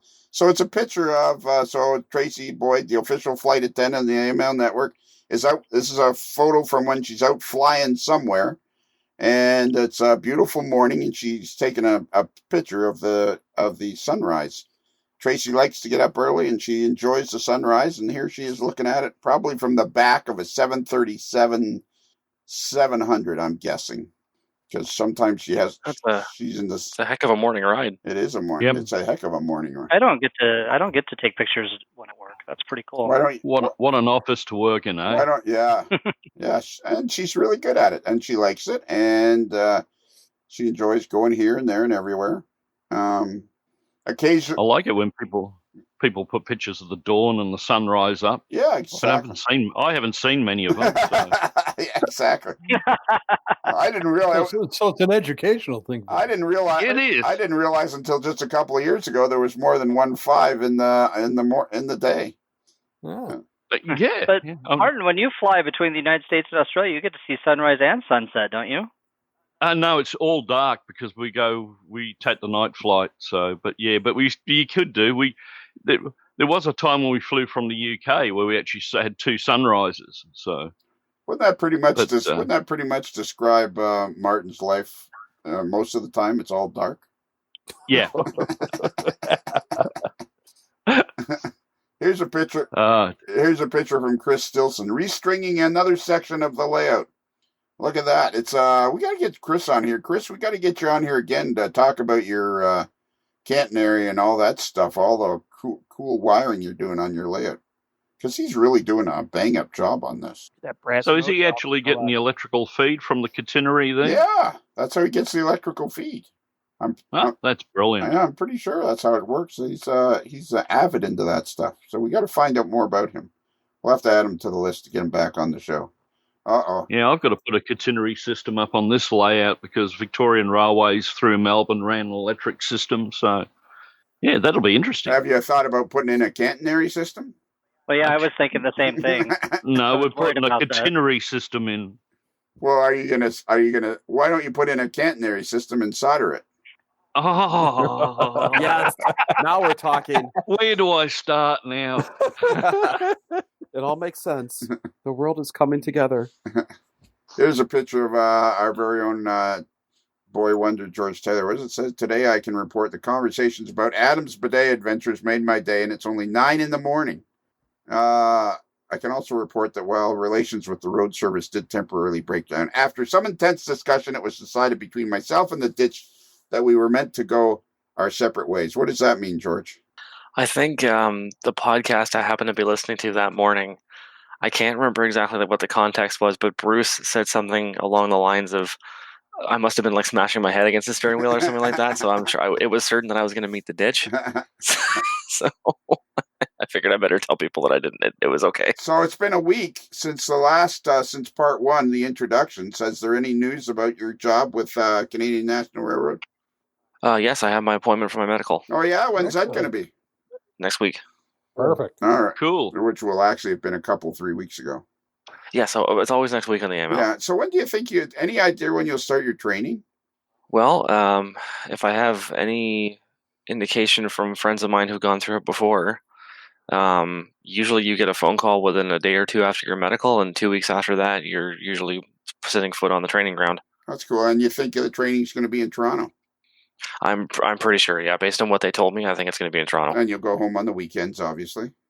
I don't know if I go home every weekend, but I know that CN makes provisions to send people home to see their families when they can. Yeah, well, it's only a 4-hour drive from Toronto to Ottawa, so. Yeah, so I mean, like if I've been going to Winnipeg where they normally would send me, then I would fly. But yeah, in this case, I'm just going to drive down. Yeah, and then you could drive home on the weekends. I can't imagine there's any school on the weekends, is there? I don't think so. It would just be a case of like how late we finish on Friday and how early we finish on or start on Monday kind of thing, right? Because then you have to factor in the drive each way on each day, and right. But yeah, and because I would do that, because don't think you're going to be hanging around with me every weekend. Why would I want to do that? Hey, are we still on for Sunday? Yes, we are. All right. So this Sunday, George and I are going to meet for the first time ever, face to face, and we're going to meet halfway between his house and my house, and we're going to start at exactly the same time, and I will arrive probably 15 to 20 minutes ahead of him. Wow, that sounds like a Golden Spike ceremony. It does sound like that, doesn't it? We need. Sounds like one person's got a 4-cylinder in the engine and the other one's got a heavy lead foot. Yeah. There you go. Once again, that's why I got that out of the way at the beginning. So your training is going to be in Mackyard? Yeah, as far as I know. Okay. You want to save yourself some time? It will cost you a bit of money. Get yourself a 407 transponder, then you can take the 407 across Toronto and come out near Bowmanville. Avoid all that stupid Toronto traffic. Could somebody write in to me and tell me if any of that is interesting to anybody? Transponders are interesting. The rest of it, you lost me. Yeah, exactly. The gist of it is take the big toll highway. Oh, I get it. I know. Not got a lot of people. I live here too. I know, but for everybody else that doesn't know what the 407 is or anything like that, it's just a question of taking the big toll highway with no one on it versus the highway with no tolls and everybody on it. Yeah, exactly. Yeah, I think George probably already figured that out, though. Hadn't you already thought of that, George? Sure. And you know what? Don't bother with a transponder because you're only going to do it for 5 weeks. So spend the extra few bucks. You know what? Why don't I give you my transponder? That works too. Then I'll pay for it. Okay, moving right along. So, well, I'll buy a case of beer. Yeah, but no, you know what we're going to do? We're going to get a 6-pack and split the cost. we need pictures of that. Yeah. You guys could just swap cars, and Lionel could drive George's car, and George could have the transponder in Lionel's car. Hyundai. Yeah, car. I started shopping for my pickup truck. The hunt begins. How's that going? The one that Adam, is going to do for you? No, the one that's going to replace my turtle car that I ended up buying because turtle car. You going Tundra again? I don't know. I'm halfway between Tundra and Ford. All right. So that's where we're at.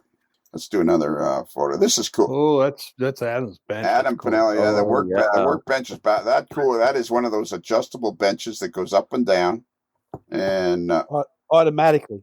With a button, electrically. Yeah. Yeah, and those are the workbenches where they actually have an option for a hammock that you can put underneath. Yes. That is just blows me away and is genius at the same time. And how many coats of urethane is on that puppy? I don't know, but I'm pleased to say I put the last coat on last night. I think that was like coat number 24. And I got to tell you, those work tabletops are smooth and flat and level. I love it. And also about a half-inch thicker. And they were maybe an eighth of an inch thick. And they were probably smooth and flat about 14 coats ago. No, actually they weren't. You know what else is smooth and flat? Glass. Yeah, wow, nice one. Just throw a glass top on there and call it a day. Yeah, but I can't mount a bench grinder and a 12-inch vise on a glass top. Well, sure you can. Okay, sure you can. You mount it to your urethane though? Yeah, I know. Like that's the thing. Like, how's he going to mount that to his urethane without putting them? Wait, that's gonna be featured on the new video series, Cool Tools with Kevin. Oh, okay. Cool Tools. Wow. I think it's Cool Tools. Isn't it Cool Tools with Hard Part? Yeah, but Cool Tools with Kevin has a nicer ring to it. Mm. Yeah, because the cool will be with a K. Cool Tools Kevin. Okay. Whatever. Kevin, the cool man. What? Hard Part. Yeah. I reckon Hard Part's Tool Time's better. Yeah, Hard Part's Tool Time. On the After Dark channel. Yeah. You notice Adam's got his mill and lathe set over on the far left-hand side. Yeah, those are tiny little buggers. Yeah. He's a teeny tiny turner. Yeah. Yeah, now Adam is clean shaven because he's with the volunteer fire department. He sent me a really cool picture the other day with his fireman gear on, and I got to put it on the fans page. He's got his fireman gear on, and he's wearing his green AML shirt underneath, which is really, really cool. Yep. Yeah. That's really And yet I noticed he's sporting a little 1/4-inch patch of beard on the chin there. Is he? Yes. Here's a picture from, we don't know how to say it, but it's CES. Says. Oh yeah, says. That's not his real name. I commented it's not. on that one. I think I made him a little annoyed because I said we want to know who you are, and apparently there might have been a family dispute that he doesn't want to, have his identity online, which I can respect. Yeah, absolutely. We respect whatever people want to do. We here at the old AML network respect everybody's opinions. We just realize that mine's the most important. We work as a team and do it your way. Yeah, we work as a team and do it my way. Whoa! And so it is. So it is decreed. Voices in my head, and I don't know where they're coming from. That's right. We work as. That's a cool shot, though, that we're looking at. It is. So it's a visitor. What are we looking at? He says it's a visitor from the Great White North made a quick trip into the States today. Everyone kept to the proper social distance. Conversation to metric. Conversion to metric was not needed. So it's a CN RDC. I wonder what the deal with this is, because the photo was taken in the spring of 2020, March. Wow, that's how far behind we are now. Oh, I think it's a Canadian. Now we refer to the seasons of the year as the spring of 2020. I think what he's saying is it's a Canadian national RDC, but I don't think he meant it literally came down from Canada that day. Okay. So it's at a museum or something. That wouldn't have been able to happen, right? No, what is it? A museum or something? Yeah, I would looks like a track. So. Looks like a track inspection car. Oh, okay. Or an RDC. No. It's an RDC. No, it's an RDC. Yeah. Must. Just like the Rapido one, right? You can probably get that by Rapido. Yeah. I'm gonna go. Oh, okay. Was that I have Tron going on a little ride? Bud car. I have. Oh yeah, his Bud cars are like an old Via one. I have efforted. Yes. That is CN's track geometry vehicle. Oh, okay. There we go. So it is an RDC, but they use it for measuring the track geometry. So they've added onto it. Oh, that's cool. It's running main line then in the States doing track geometry measurements. Yes, which explains why it has those little orange beacons on the roof and the big setter. You can't see it from that picture, but there's other photos of it right behind kind of where the headlight is, just behind where the lights are. There's a giant radar, like a satellite dome. Right. Oh, cool. GPS. Thanks. Well, if it's the track geometry vehicle, I bet it is in metric. Thanks, George. I appreciate that. I think that was Atkins on me. In front of it. Okay, so that's cool. That's a very cool picture, and it's a track geometry car of Canadian National Railroad, and it looks like it is a converted Bud RDC car. Cool. And the more you know. We just don't know where it is, but I'm guessing it's upstate New York. I have a feeling that this gentleman lives somewhere in upstate New York. He did, but he recently moved. Did he? To where? He's down in Carolina somewhere now, I believe. Oh, okay. Oh, good. So here's a picture of Martin Jenkins. While we were in lockdown, time to do something in the train shed and listen to the latest podcast. Which podcast are you listening to there? I can't remember now. I think it might have been one of the early fans one. Yeah, you're probably working on the NMRAX and you showed up on time. Nice. Brutal. Brutal. Absolutely. Yeah, I've got a question for you, Martin. Look, it looks like Bruce. you have a radio on the shelf above there. It looks like. Is that true? A radio? Yes. No, there's what's a that power. about? There are two power supplies. Oh, up okay. there. In between, though, is that a subwoofer? It's a little subwoofer, yes, All for right, the okay. But for the here's audio delicacies that come through. Yeah, here's my question. You don't have to pay a license down there like you do over in the UK, do you? Oh no, nothing silly like that. We're Okay. convicts. Do you think we'd pay a license for anything? That's what I was hoping. Yeah. So, anyways, what No. are we looking at here, Martin? Give us a visual description of what this picture. Well, that's Martin on the left. Yeah. Well, yeah, that's me on the left. I've got an optivisor on. That's not a growth coming out of my forehead. Okay, we need we're going to use this picture for the title shot. We need a caption for this. And it looks like I'm actually working on the radio-controlled Porsche there, I think. Oh, there you go. So, do you always use an optivisor to read the computer, though? Yes, yeah. You want to see when I do fine work. I mean, the optivisor's 4 inches thick. I actually bought an optivisor and then got a couple of Coke bottles and cut the glass out the bottom and glued them in. So that's your computer optivisor then? That's the computer optivisor, yes. Yeah. Maybe we should get you some bigger monitors. Well, I'd try that, but I can't fit them in underneath the test track there. So, and on the left hand, you can see the little test track there. It's got a rolling road on it, and then on the left hand side, I've got my my Sprog, which is hooked onto the computer, so I can use JMRI to program all the locos. And the little blue box next to it is the lock programmer, so I can flick a switch and then destroy a lock sound decoder. Perfect. Is that an antique webcam there? And the webcam, is about a 1994 model Logitech. I think it's the Logitech Cam Model 1. It might even be older than that. It could be. It could be.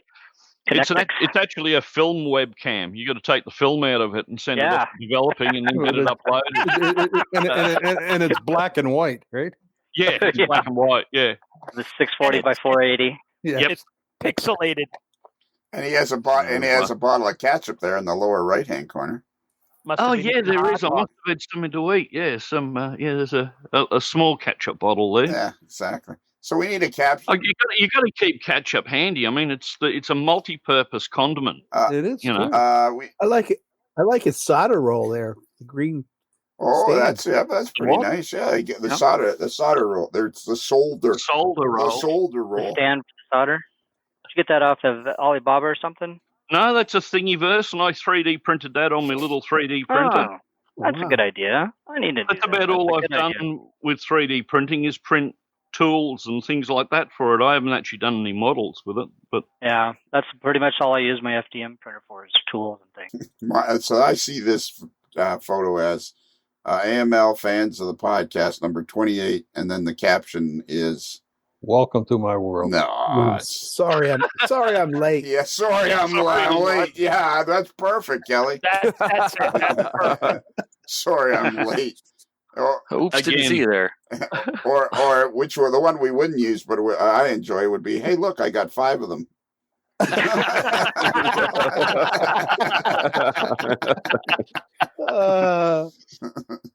Directly from China. Yeah, directly from China. Yeah, have you? Well, not all. You know what, Martin? I appreciate this photo, and I appreciate everybody that posts to the fans page. But I would just say, Martin, don't take this the wrong way, but not every picture should be on the internet.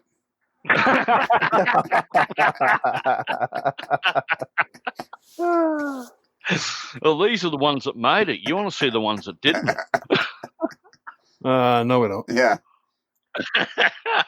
Oh, look, here's something from our buddy Joey Quinto. Let's see what does he say about this. He's weathering the car here. And yep, he's getting married in a couple days. Oh, is he really? Yeah. Yeah, so there's another person we can have on the women's of the AML. Yeah. The women. The women's. Oh my God. Wow. What's it like to be married to a person who weathers things? Yep, it could be the new name for the show. Could be the Queso Cowboy and the modeler's life spouse. Yeah. Or, Queso what? Queso Cowboy, isn't it? What is queso? Yeah, but I swear that's not what you said. I heard like Koi Boy. I thought you said Queso Kobe. That's like just the Kobe accent. beef pie, baby. We should have got Martin's take on bidet. Yeah. How do you say bidet? Bidet. Yeah, not good day. That's something we say to each other when we first meet them, you know. Yeah, bidet. How's it go? So anyways, this is Joey Quinto. And it says, the first time I painted and deckled and weathered a train set for a client, the final product is so rewarding with work. Joey's always working on something. He's always got somebody sending him something. And he's always working on something. So he's got a locomotive and a bunch of cars here that he's weathered up for a client. What does it say? The Andrew County Railroad. And Wyeth Railroad. Andrew County and Wyeth Railroad. So maybe it's a That's cool. Yeah. That's a nice logo, really. It is a really nice logo. I wonder who made the decals for him, because those are really nice. Yeah. I'm really curious who made the decals. Yeah. The decal. I've never heard the decals. Decal? Well, that was decal and decal combined together. Decal. I knew my audience. Yeah. It sounds so classy.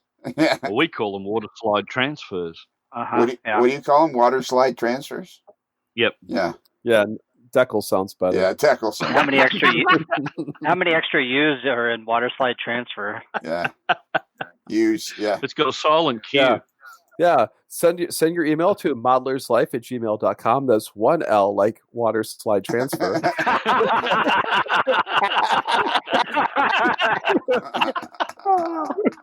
Not 2 L's like decals.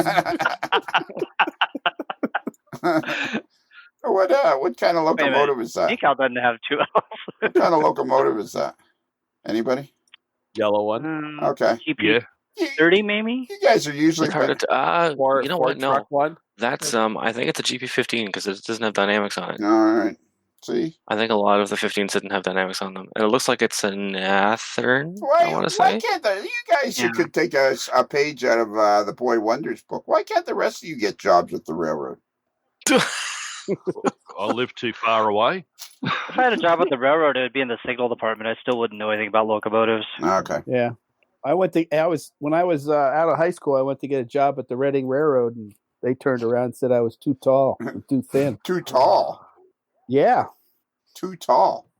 Yep. What, like you hit your head when you walk in the locomotive? I have no idea. You're too tall. But then, 2 years later, they were no longer around. How tall are you? I was 6'2" then. How tall are you now? 5'10"? 6'1.5", I think. Yeah, he knocked a half inch off. That's because he kept slamming his head when he was on the ship with his daughter-in-law. Yeah. Hit that head pipe and Boom. Yeah. So here's a photo from our buddy. Boy, we've made 3 days. 3 friggin' days. What's your point? What are we going to be doing in 5 years? We're going to be doing posts from like 2 years ago? Have we gotten any complaints yet? No, we haven't had any complaints yet.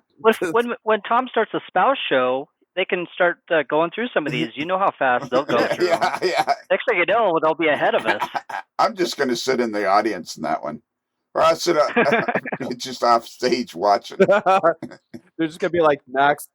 Look, there's a thing. Another thing. Okay. There's a dime. There's a blizzard. There's another thing. Yeah, that's the only. Why would anyone post that? The only ones that'll get attention are the ones from Kaylee, Tracy, Michelle. Like, look, there's a baby in this one. Right. Oh, isn't that a beautiful sunset? Look at that. Yeah. From 30,000 feet. Oh, God. Oh, that train is blue. We are so doomed as a species. We are. See, this By the is way- why I said you don't want your worlds to collide. By the way, That happened to me with Andy. That happened to me with Andy Dorsch once, oh yeah, where my worlds collided. We were in Ripon eating at the barbecue place that is just epic in Ripon, Wisconsin, and I was with my friend seeing some live music, and we went to go to this barbecue place to eat lunch. And I messaged Andy, and he's like, "Yeah, I'll come down." And Andy and his wife were out at some wine festival thing, so he shows up and starts drinking beer with us, and he just sat there, and I was with 3 of my female friends, and they go a mile a minute, and I just said it's best just to sit there and listen. And it was fun watching him, and I'm just sitting back going, my worlds are colliding. I'm happy that he gets to meet my friends, but I'm not sure if I like this. It was like when Seinfeld met the other world. Exactly. It was exactly the same thing. And somehow I made So the lesson here is don't take your married friends on dates with you. I think. Somehow I made Andy mad, and he's never been on the show for like 3 years. He just stopped altogether. And I made him mad somehow. I wonder if he was talking to Ralph. Well, that would do it. Yeah. Ralph is always angry at me. Ralph is always mad at me. He gets up in the morning, he's mad at me. He goes to bed, he's mad at me. So anyways, this is from the modeler, simply known as Kelly. Now that I'm laid off from microtrains, so you got bumped as the president of the HO Scale Model Railroad Club. You got laid off from microtrains. What did you do at How did you make Joe D'Amato mad? No, this was during the when the virus first came. Oh, okay. And the first person they would turn. They closed the plant down. All right. So anyways, now that I am laid off from microtrains, I have more time to work on the layout, working on my AP for scenery at the park's 7.5-inch gauge railroad. Trying to do this in a basement, 24 by 36 layout. 14 acres of track, plants, and trees. You got 14 acres there? It's a little over 10. I was exaggerating. Hey, Joe, you guys started doing that or layoffs and things probably right before the rest of the country, I'm thinking, because I suspect that we'll see lots and lots and lots of posts about COVID when we get into that. Well, right now on March 23rd, so it's like the third week of March, which is kind of when this stuff started happening. Yeah. By the time we get to the COVID post, it'll be they'll be teaching it in grade 6 in history. Yeah. Yeah. Okay, so what are we looking at here, Kelly? It's obviously the Medford Railroad Park, and And what are you doing? That's the live steamers area, and I'm weeding the garden. Okay, one of the gardens. And it looks like there's a path there. So is that you? Do you drive that? You got one of those ATVs there? It's a golf cart that they painted up like an SP. What is it? The 84. What is it? The one that's out of 4449. Yeah, the daylight. Oh, cool. So they pay. Yeah. So what had you weeded your own yard before you went to the park and weeded their yard? Oh, I do both. Well, but I mean, which do you do first? And how does your wife feel about you going to the park and doing all the work there? Coming home and saying, I'm too tired. I'm just trying to get fodder for Tom's new show. And Yanti's actually Yanti's actually been on the podcast. Yes, she has. Well, years. She's suffered an NMRA convention even. Yeah, exactly. Yeah. She's been to the dinners and everything. So Yanti's I'm pleading the fifth. Okay. Well, your wife's a trooper. So anyways, by the looks of this picture, I have a simple question. When are you going to start weeding?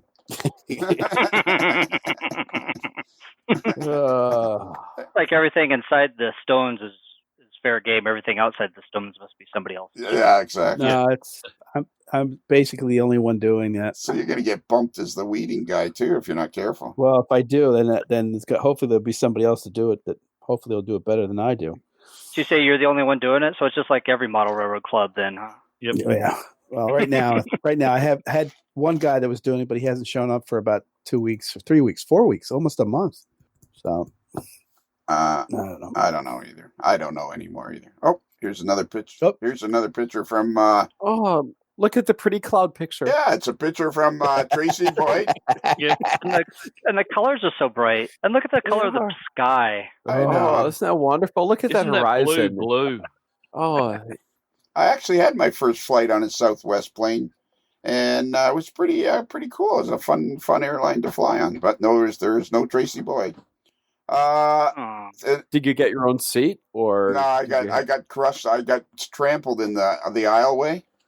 Yeah. So I ended up when they did the rush seating, I got trampled in the aisleway, and I just ended up laying on the floor. They dragged me to the back and just laid me on the floor between the rows of seats.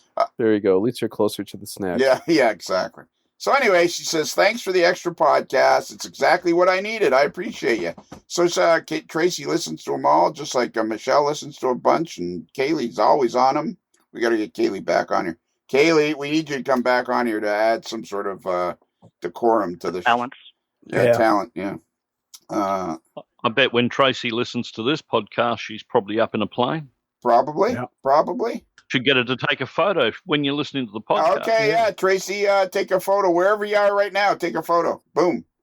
And we'll talk about it in the year 2023. In about 4 years' time, we'll talk about it. Either that, or she's banging her head on the breakfast cart. Yeah. There's people all at the start of this show. There's people all over the world pulling off and banging their head on the. Here's a picture from Kathy Sterling. It's BNSF. Hey. We just talked to Matt Martin the other night. BNSF train master in the Alliance Yard in Alliance, Nebraska. The big BNSF yard there. Interesting guy. Oh, I will be there tomorrow. Will you? But I don't think I'll have time to stop and see him. Are you going to go to the yard though? Well, you drive right by it. I was you don't actually go in the yard. You just take a picture from outside of the yard and say you're there. I'll do that. I was going to say I love that Kathy posts on the fans page. I'm delighted when I see this. Yeah, that's great. And just so everybody knows, not everybody would realize it because time has passed. But Kathy Sterling is a wife of Stuart Sterling, who was really the first guy that made me realize that the podcast meant something to people, because he was a UPS driver in Alaska, and he drove from Anchorage, Alaska, halfway to Fairbanks every night and exchanged trailers with a guy from Fairbanks. And then he unfortunately passed away in the fall of 2018, 17. Yeah. 18. Kansas City. It was right after Kansas City, so 17. Yeah, and 18? 2 years ago now. Yeah. And not to forget, he was a famous Formula One driver as well, wasn't he? That's right. He was an ace. Yeah, he was an ace. I believe he won Monaco in 79, if I'm not mistaken. Pretty sure that's with the Wikipedia page. Yeah, we should look that up. Yeah. I bet he had more than 4 cylinders. Well, that may have been the year the F1 ran a number of years in 4-cylinder engines. So Yeah, but they were high-powered 4-cylinder engines. You know what I'm mostly concerned about? There's a lot of hills between where Ottawa, Ontario, the nation's capital, and where we're going to meet in a place called Bancroft. There's a lot of hills, and I'm very, very concerned that I'm going to get to Bancroft, to the lunch location, and then I'm going to get a message from George, like there's be a hill that he's like, he got 2/3 of the way up, and that was it. The thing just nothing, couldn't make it. We're in first at low revs. Yeah. That's turbocharged, right? Don't you worry about me. I'm going to be just fine. George, is that Cadillac turbocharged? It is not turbocharged. Oh, that's There you go. 4-banger and non-turbocharged. Naturally aspirated. Naturally aspirated. That's what they used to. You might want to bring another set of jets and the post office and get their hair done and things like that. A naturally blown 4-banger. Oh boy! Don't talk about Kitty like that. Come on. How many cars do you have? Your wife has a car, right? Yep. So when you drive to go do your training, I'm very excited about this, George. I'm very, very excited about this. This is going to motivate me to keep stay alive so I can do the podcast for another 30 years. Boy, is it going to be bad then, eh? It's going to be bad next year. Never mind 30 years from now. Sure. 10 years behind on the posts then. Yeah. I'm very excited about this, George. It's going to be great to follow your career as you enter the world of railroading with the Canadian National Railroad. And I know you're very excited about it. Oh, yeah. Yep. And you're going to be we're proud of George too, and the only thing that I can say is cab ride. believe me, if you can make it to Hornpain, if you can get there, I will make sure I arrange that. Really? Oh, I'm sure after, like, obviously not like when I'm a junior, but give it a bit of time. And well, when they let me in the country, I need to go on a little road trip and go to Port Dover, go up to Toronto. Did I hear that was coming pretty Barrie. soon? They're going to open the border. By the way, Kevin, when you do come up for your road trip, I've moved. That's fine. Well, I'm planning it at a time when you're in Florida. Oh, there you go. That's perfect. You can come by and see the new house. Actually, yeah, I've got to stay with Bruce in the new house, and we're gonna try not to burn it down again. That'd be a nice touch. We can go down to Wiki's pub down around the corner. Perfect. I was going to say something. Or there's a couple microbreweries, easy distance. I have the coolest surprise planned for you, Kevin. If I ever pull it off, I hope I get to pull it off someday because it will be the coolest surprise ever. Nice. All right. So let's keep moving. Well, because we're pretty much out of time. We make our own time here at the AML. Yeah. Well, let's look at this picture.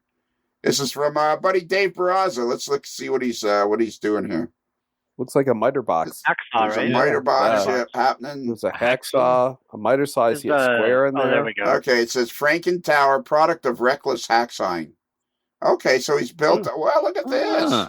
Wow. Yeah. Got some nice right angle braces there. Yeah. So it's a model of Franken Tower, which is obviously on the I think he's modeling the Long Island Railroad, some version of the Long Island Railroad. Somebody Google or Franken Tower. Let's find out what Franken Tower is. Is it like Franken Tower, like Frankenstein? Yeah, I was thinking it was kind of Halloween themed. Well, we're not that far yet. Is Franken Tower like he's just kind of like hacking it together and putting it together? Like Frankenstein. Is this thing working? Oh, yeah, exactly. Hello? Bruce just fell off. Well, that was an abrupt end. Yeah. I got you now. I see what you're saying. So he's just making a tower, and he's called it See, that's why you guys have to be here. If this, here at the AML, we explain things to great detail for people who just can't follow along. Yeah, like me. Yeah. Yeah, I which Googled includes about Frank in New everybody York in the studio. I Googled Frank in New York and came up blank. Yeah, okay. So, Dave, you can't be doing riddles with me. Can you imagine how bad this show would be if it was just me? Oh my God, would it be so bad? See, that's why we can't do a show with women, because the whole show we'd be like, well, can't you just tell us what you mean? Yeah. Oh, man.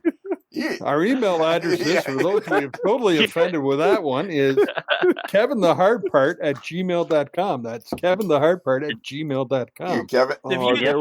There were years of my marriage. Why can't you just tell me what you want? Yeah. And yes, ladies, Kevin's available. And he will be for the foreseeable future. The views expressed on this podcast are not necessarily those of the management or staff. Or evil overlord. Yeah. Dude. There's a picture. Hey, I'll do whatever you want. Just tell me. Listen, here's one from Chris Adams. We've done 3 days. This is the most ridiculous thing on the planet. So it's going to be a 5-part series. Yeah, we've even skipped over. Oh, geez, I better read this comment or I'm going to be in crap up to my eyeballs. Oh, yeah, you'll be in trouble. It says, Chris Adams, working on the layout while listening to the Hug It Out episode. And it's Ralph Renzetti says, thanks for listening, Chris. Hope it put a smile on your face. Oh, by the way, how did you make out reconstituting your scenery goop? And Chris Adams says, it did can't you tell, Ralph? Also figured out anyways, he was making ground goop. So it's a great picture. Our buddy Chris Adams, which reminds me, our buddy Chris Adams was in the hospital along with Brian Doherty, and Ron Marsh was under the weather, and everybody seems to be getting better. Well, Ron Marsh has still got there's lots of doctor's appointments, and there was a 4th person that we talked about at the start of the show, and I can't remember who it is now. I remember we talked about Brian Doherty, Chris Adams, who had to go to the hospital, and Brian Doherty was in the hospital, Ron Marsh was under the weather, and there was somebody else. Now, Eric Nielsen. Eric Nielsen. Wow. Yeah. And I can't believe you're being that much help. Oh, nice one, Marty. Wait, or was it Neil Erickson? Neil Erickson. Or was it Eric Nielsen? Yeah. He answers to both. Yeah. So, and Neil, he's struggling with some things. So we hope all of these guys and anybody else, if you're out there in the AML network and you're under the weather, let us know so we can give you a shout out, because we are one big happy family. Well, we're one big family. I have Or some something. news. I have some news from the last podcast. Oh, great. Let's have it. My COVID test came back negative on Sunday. Excellent. There we go. There you go. Yeah. How long did that Good. take? I got it Thursday afternoon, and they said probably 48 hours. So I was hoping I'd get a call on Saturday, and they called at 9:30 on Sunday morning and said it's negative. So there you go. I'm still on antibiotics from the sinus infection, but fortunately, that's all that it was. Okay, so you had some sort of indication that you might have had COVID. Well, I had a sinus infection, and they're like, Right. well, since you're here, she goes, well, there is a pandemic going on. Oh, That's just okay, like- cool. I'm like, really? I was aware of that. And she goes, we should probably test you just to be safe. And I'm like, okay. And she's like, okay, tilt your head back, and down goes Wham. the swab. Wham. Wham, bam. All right, let's do two more and then we'll stop. Actually, no, we'll do one. We'll do one more. It's Adam Pinella spending time in the big shot today. One day I'll actually light a fire in one of these. So he's building his 7.5-inch gauge. I'm actually editing. I think October. Let me look on the phone here.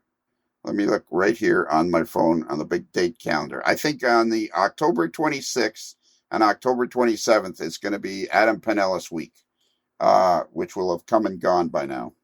But there was a great discussion with David. Man, if you want to have a great podcast, get Adam Pinellas and Dave Abelies together and just sit back and watch the world go. Sit back and put her in cruise control and let her go. And Adam was telling us about his days on Soldier Summit, and I'm like, yes. And I'm like, hang on here a minute. And for a while, Adam was driving all the Utah railway trains over Soldier Summit. And, like I'm thinking, well, Soldier Summit is a huge railroad, It's a huge railroad known place. What am I trying to... Landmark? Landmark, yeah. Yeah. It's a huge landmark. Yeah, you're right. Huge railroad known place. Landmark. Oh, if you're a Rio Grande guy, especially, right? Yeah. Or if you're a railroad guy, lots of people have heard of Soldier Summit. And I thought the stories were fascinating, so we're going to do it again. But the audio wasn't that great on Adam's end, because he had ripped out the internet cable with a front end loader that day. So we kept doing it, and then his internet kept cutting in and out. So then it ended up with me saying, well, it looks like the dog ate Adam's internet. You got to hear it. So anyways, then there's an introduction with me and David Start, and then an outro with me and David Start. And then the next day is another one about Adam talking about building his 7.5-inch gauge railroad, which is what this post is. He's out in look at this shop where he's working. Holy mackerel, spending time in the big. That's pretty cool. It is, and he's building a 7.5-inch gauge locomotive by himself. Well, I guess he's got help, but this is what he is working on, which is very cool. Is there anything railway related that Adam hasn't built? I don't No. think so. He's done everything, I think. I think lately he's been cranking out a bunch of tenders in 7.5-inch gauge for people. What I want to know is the thing that's fascinating me after we talked to Matt Martin, and he's an avid model railroader, and he's, like I say, a train master at Alliance, Nebraska, and now we got George, who's going off to have a career in railroading. I'm fascinated by how many people are railroaders and model railroaders as well, like rail fans as well. Like, what's the deal with that, George? I don't know. It's maybe I wouldn't say it's a resurgence, because I feel like the people have always been there, but maybe now it's just, it's like anything else with the advent of social media and the rise of railroad communities, model and prototype, that are, because there's just as many groups on Facebook for like prototype railroading too, just for people that are interested in it. I've met at least a couple people just in Ottawa the past couple of years that are railroad workers in some respect, and that are also modelers. So I mean, and like this just by happenstance, just through Facebook or something like that, So I mean, I think it's just a question of the communication and the ability to look for people is so much easier now. that this is all kind of coming out of the woodwork. It's always been there, but now it's more evident than ever. Yeah. So, are you concerned at all that your enthusiasm for model railroading is going to wane with your being so heavily involved with real railroading, full-time railroading? Full-time railroading. That's the term we want to use. I don't think so, because I mean, if you think about it, especially because I'm going to be on the road, pretty much everything I'm going to be doing is going to be, hop on the train, here's some tier 4s, have at it, and that's not what I'm into modeling. I like modeling transition era. I like modeling, the 90s. I like modeling stuff that's not really around much anymore. Yeah. It's the stuff that I grew up with, right? So it's a completely different set of I don't want to say set of models, but like it's a different it's a different style completely. I mean, railroading has changed so much. Even just forget just the motive power, but just the way that everything's done, between now and then. So I mean, my modeling is never gonna be identical to what I'm doing at work. So I don't think I don't think I'll ever lose interest in it that way. Yeah, and the other thing too, if you've got a layover at night or something, you take a kid along, work on a kid in your hotel room. Guys like Steve Lucas, who's an engineer on CN, running over to Port Huron. He usually has a couple models in his bag that he'll work on in hotel rooms when he's off between runs. And then you got guys like the late Jack Ozanich. He engineered for Grand Trunk, and he also had the beautiful HO scale Atlantic Great Eastern and his 7.5-inch gauge outdoor railroad. Yeah, exactly. And look at the podcast we just released yesterday, episode 155 with Serge LaBelle, who's building a beautiful O-scale railroad. And then he's a full-time locomotive engineer for the Quebec North Shore and Labrador. I can't believe I keep remembering that name correctly. But it's easy. I, for one, am very impressed. Yeah. It's easier to Quinzel. It's easier to say the name than it is to say the call letters or the Quinzel. Bruce on that Jack Ozanich. Of course, the interesting thing of that is whenever he met to operate the outdoor layout, they met indoors, and whenever he met to operate the indoor layout, they met outdoors. It's the strangest thing. Did you hear about Medford Railroad Park, guys? The indoor club meets outside, but the outside club can't find anywhere inside to meet. Very odd. Yeah. Maybe they should have talked to Jack. Yeah. So in reality, I just checked. We actually did 5 days of posts. Sweet. Wow. That's like a new record. That's a work week. And no wonder I'm tired. And I've been trying to put in 2 of these fan shows a month on the Patreon channel. So that's roughly 10 days a month. So every month we fall behind by another 3 weeks. You know what we should do? We'll just skip all the COVID stuff. That'll make it go very fast. Well, how can you skip? What are you going to skip? Here's a picture by Brooks Willig working on some turnouts. But that one of Brooks, that has nothing to do with COVID, right? Okay, but him working on a turnout. Well, which ones are COVID ones? Like, is this that's not a COVID one. It's no, that's not a COVID one. And that one, one's just the picture in front of the fire truck. That's just something. Picture in front of the fire truck's not COVID, I'm assuming. Yeah, there you go. And those are that's ugly. And then you can't skip over the. There's hot dog. You can't skip over the hot dog picture. So I really don't. Not at all. Your whole theory, Chris, is not. No. Is full of. When you just look at the pictures, maybe you're already skipping over the COVID stuff because I'm telling you, there's a lot of COVID posts in here. Various people. That's when it just gets good. Well, okay, here you go, Chris. You're in charge of this thing. Go through, delete all the COVID posts, which will leave us. No, I'm not going to do that. 10 to do, and then we'll catch up. Well, you got to remember too, Chris. This is only the photos. Anybody that posts a link to a video or a page, we don't see that here. That's a part of the. That might be what. That might be. Yeah, that's probably taking care of a lot of it. All right. Otherwise, it'd still be in 1998. Yeah. So on the dial-up 9600 modem, BPS. And I love the photo. The AML bulletin board. I love the photo we're going to start out with next time. That's the and it's like, hey, look, I still got 5 of them. Set the Wayback Machine for 1922. I ordered That's this. what I was last thinking night. That should be Martin's favorite pose because man, that's Yeah. gotta be 3 or 4 photos in the past fans we've done where there's been a picture like Yeah, that. we should have Yeah, we should have everybody doing the Martin Jenkins pose, the Jenkins pose. Martin, do you enjoy looking confused? One, That's how I look normally. Hey, Martin, Wow. Martin, can I answer on your behalf? And No, the you answer, can. And the answer ends with "and the horse you rode in on." You rode in on, yeah. Do you enjoy driving a 4-cylinder engine, Billy? Yeah. Have you ever seen a car go slow, Billy? Yeah. Have you ever Doing, experienced acceleration, Billy?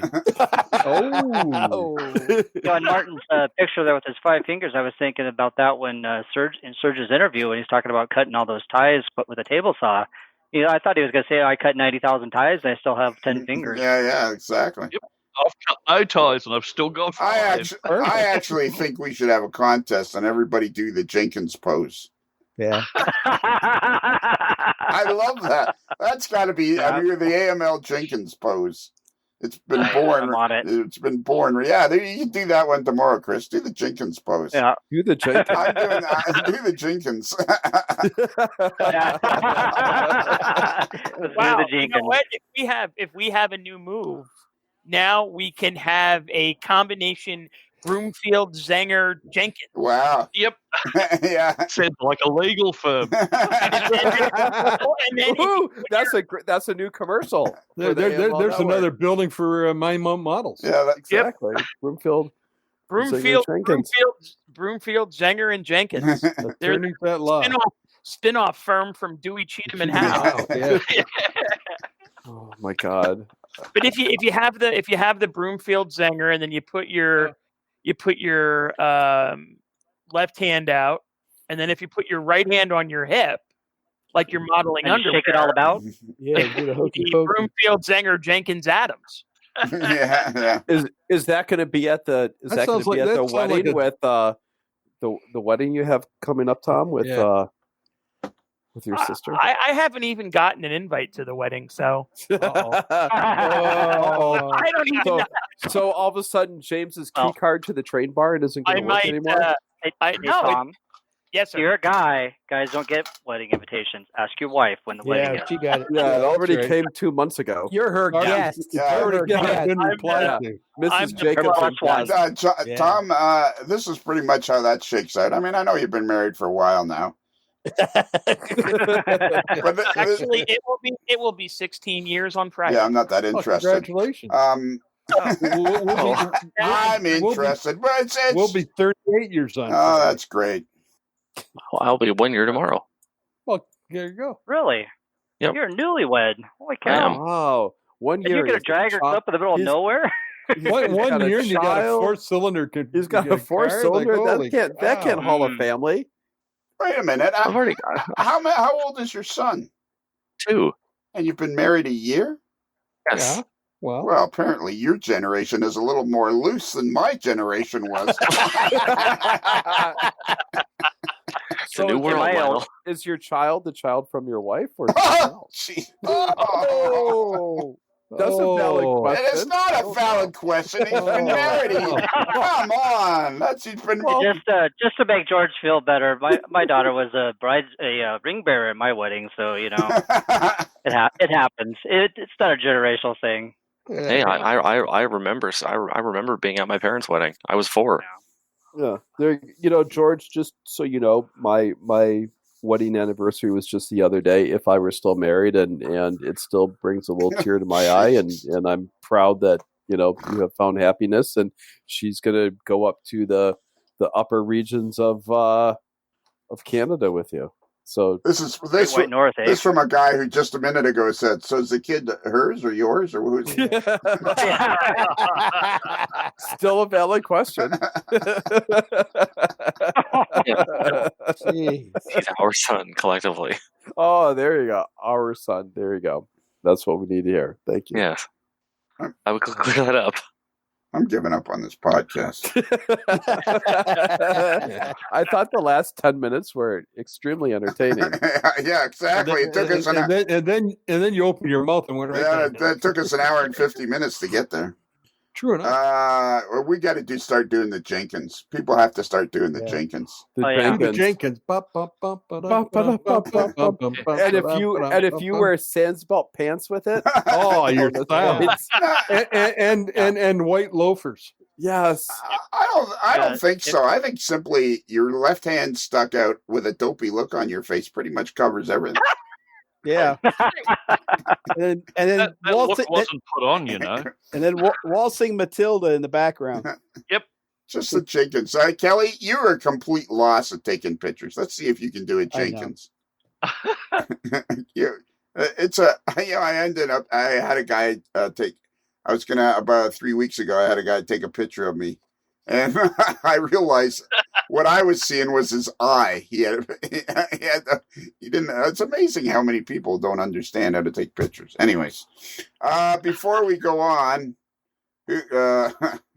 Kevin, can you give out the email address? Sure. If you would like to send us an email with that newfangled medium called electronic mail, you can do so. It's modelerslife@gmail.com. That's modelers with one L. Like, what did Martin say? Wet slide transfer? What was that? Water slide transfer. Water slide transfer, and not two L's like decals. And can I point out that decals only has one? Yeah. No. His version of it has two L's. He is not. Well, that was Chris. That's the whole Chris point. Atkins' version. Exactly. That was Chris Atkins' version. That's exactly. It's not decals. It's not decals. It's decals. Exactly. Which is D with two L's, it'd be DECALLS. It'd be decals then. Decals. Oh my God. Decals. Oh boy. One would be applying the decals. I'm just saying See? DE''CAL. Oh, there you go. There you go, French. Wow. That works too. Yeah, that's it. Kelly, you're right. Wow. Man, about me. I can't wait for the third and fourth and fifth episode of this show. No, sorry, we gotta have a wrap up of this show. We're gonna have a wrap up of the AML fans of the AML number 28. Or we apologize to everybody. We'll apologize. The apology show. The apology show. The stick we've grown so much. Hey, we've grown so much. We don't just have to apologize to Rhode Island anymore. Yeah, that's right. We got to apologize. We've offended the whole planet. This one. Which by then there should be several Jenkins photos shown up. Yes. Yeah. The AML Jenkins challenge. Yeah, I love that. Everywhere you go, you do the Jenkins. Also, if you want to have AML T-shirts and mugs and other stuff, there is a wide variety of T-shirts and mugs available, and that inventory will grow and grow, and it's all at Midwest Model Railroad, which is in Independence, Missouri. And if you go to MidwestModelRR.com, I don't know why I can't say that better. It's MidwestModelRR.com. If you go there and you look in the navigation bar of their website, you'll see AML, and you just click on that, and there is just a ton of AML gear that you can select from, and which is really, really cool. And so we're now aligned with the Midwest Model Railroad. And once you're done all your AML shopping, they have 11,000 items to choose from Midwest Model Railroad online. And they have a beautiful new store. They're moving into a gigantic store. It's just, that's the place to go. We support Midwest Model Railroad. Has anybody bought anything from Midwest Model Railroad AML? I have. How did that go? I got a mug kit. Oh, that's right. You got a mug kit. Did you get any shirts? I got the gray hoodie, which is a quality hoodie. Hey, do they have a "Am I on mute" shirt there? Yeah, I'm sure we could probably get one. Yeah, that would be great. Yeah, and where would you go online to get where you can make what do they call it? A sketch of the person. They take a picture and it's like a caricature. No. Oh, you mean Fiverr? Yeah, not that. I've tried Fiverr and it's annoying. too complicated. No, but there's some places where you can go and you just turn the picture into ends up looking like a sketch as opposed to like an art plugin for Photoshop, but online. Yeah. Somebody help me out with that. Somebody figure that out. I don't know. Can I throw something in? Might help you out. Sure. Modeler's Life also has a website, amodelerslife.com, where you can go and learn about our podcast with links to Patreon and Libsyn and that type of thing. And also, in case you can't understand what Kevin was saying with the email address, you'll find a picture of me, the moderately agitated mailboy, in the somewhat agitated condition. Just click right on my beak and you'll send an email right away. It will pop up and avoid all trying to figure out what Harper was saying. There you go. Let me know when you find that out. Yeah. So okay, 2 hours and 8 minutes. This is getting longer. And we did 5 posts. Yeah, 5 days. 5 posts. The shows are getting longer. We're doing fewer posts. It's actually taken us 2 shows, basically 4 hours, to do 5 days of posts. True. That is like bizarre. All right. It's all Chris's fault. Yeah. Yep. Sorry. You see now why I was procrastinating? That means we spent 25 minutes per post. Yeah. somehow we gotta blow through them faster, or somehow skip them. I do realize you're right. The ones I was thinking of don't have any photos, so that helps. Yeah, or their links. But Kevin insists we shouldn't worry about that because nobody has complained, so we should just keep going. Just keep going. Yeah. And this just in, someone just posted a picture of the Jenkins. Oh, there's a Jenkins already? there's already a Is it from Australia? On the fans page. Oh, I'm going to go see. I'm going there. I'm going to go see. I was scrolling through trying to find COVID, and I had been scrolling for like 10 Ooh, minutes. and it's 3D. Oh, and it's I was only up to September 27th, so I gave up. You don't look confused enough, Kevin. Yeah, really. Yeah, you look. And your hand's too far away. Yeah. That's Although I must say, looking at this, if you scroll down a bit, Lon, I think you see Tony Cook's post. That's a hell of a lot more interesting. Yeah. Definitely. Kevin, It's like my bedroom wall when I was a kid. Kevin, Exactly. I understand that people are criticizing. I very much appreciate your effort, Kevin. Thank you very much. We gotta get everybody to do a Jenkins, and then we can vote on the best one. I have a hard time believing that Marty won't win, though. Because Marty has the Jenkins down. You gotta. I think right? Marty should be the judge of the Jenkins. Yeah. Oh, And What kind of can look as fabulous confused. prize will there be? there will at least be a T-shirt, and swag. What? A Jenkins mug from the AML store. Well, I don't think there. Oh, there could be a Jenkins bobblehead. No. That happens naturally. So this show will probably come out in the middle of November. Uh-huh. So when should the 2021. No, it's going to come out in the middle of November in 2020. So when will the deadline for the Jenkins contest be? I think we should give people like a few months. Like, should we make it should we make the date like the beginning when COVID started? Because when you think about it, COVID has been a really bad experience, which is pretty much what dealing with Martin Jenkins is like, a bad experience.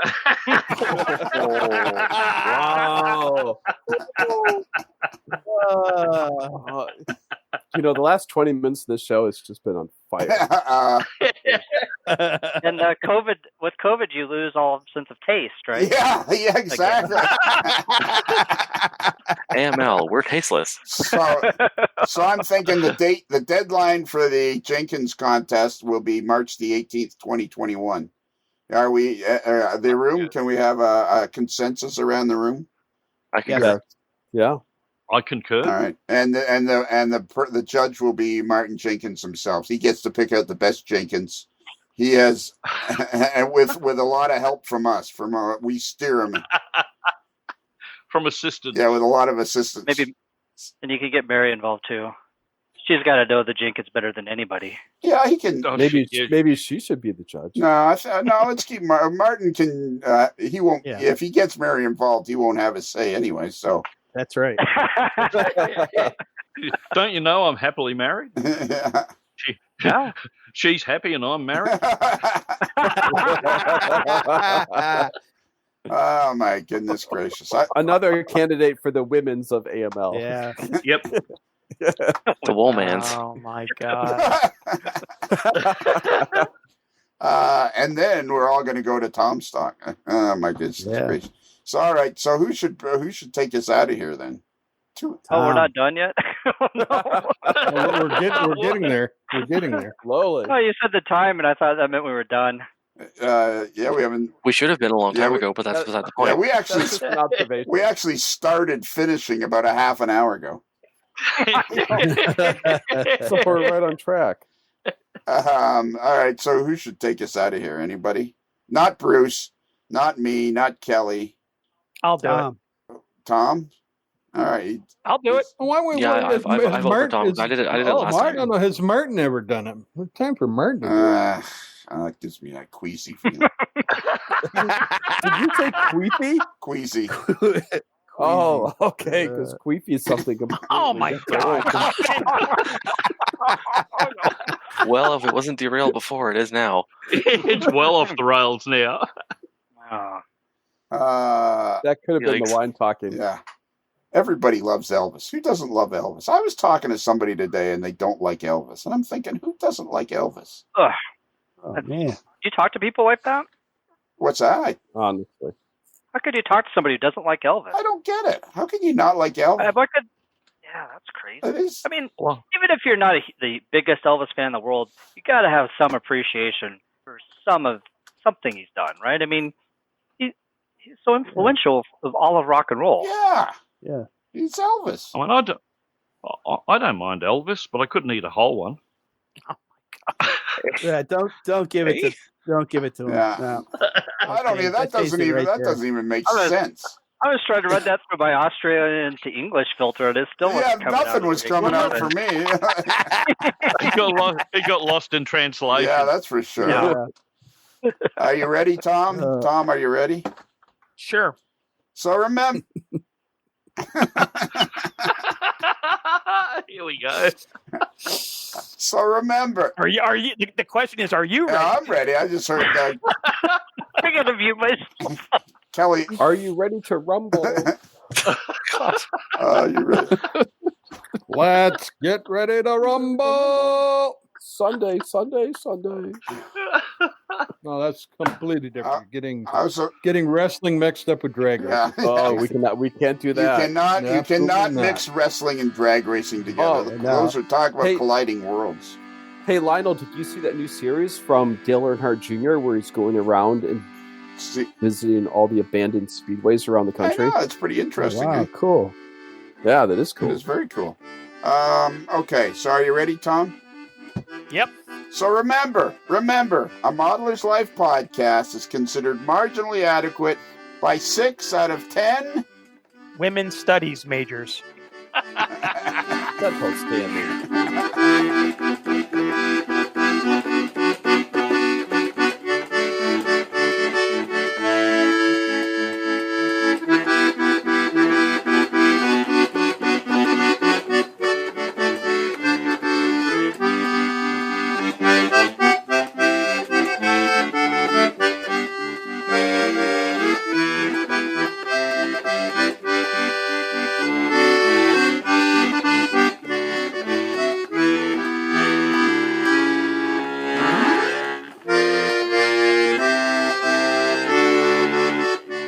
Modeler's Life is sponsored by Because I Love Sushi, with 7 convenient locations in the greater Busted Knuckle area. It's another Lincoln Homer.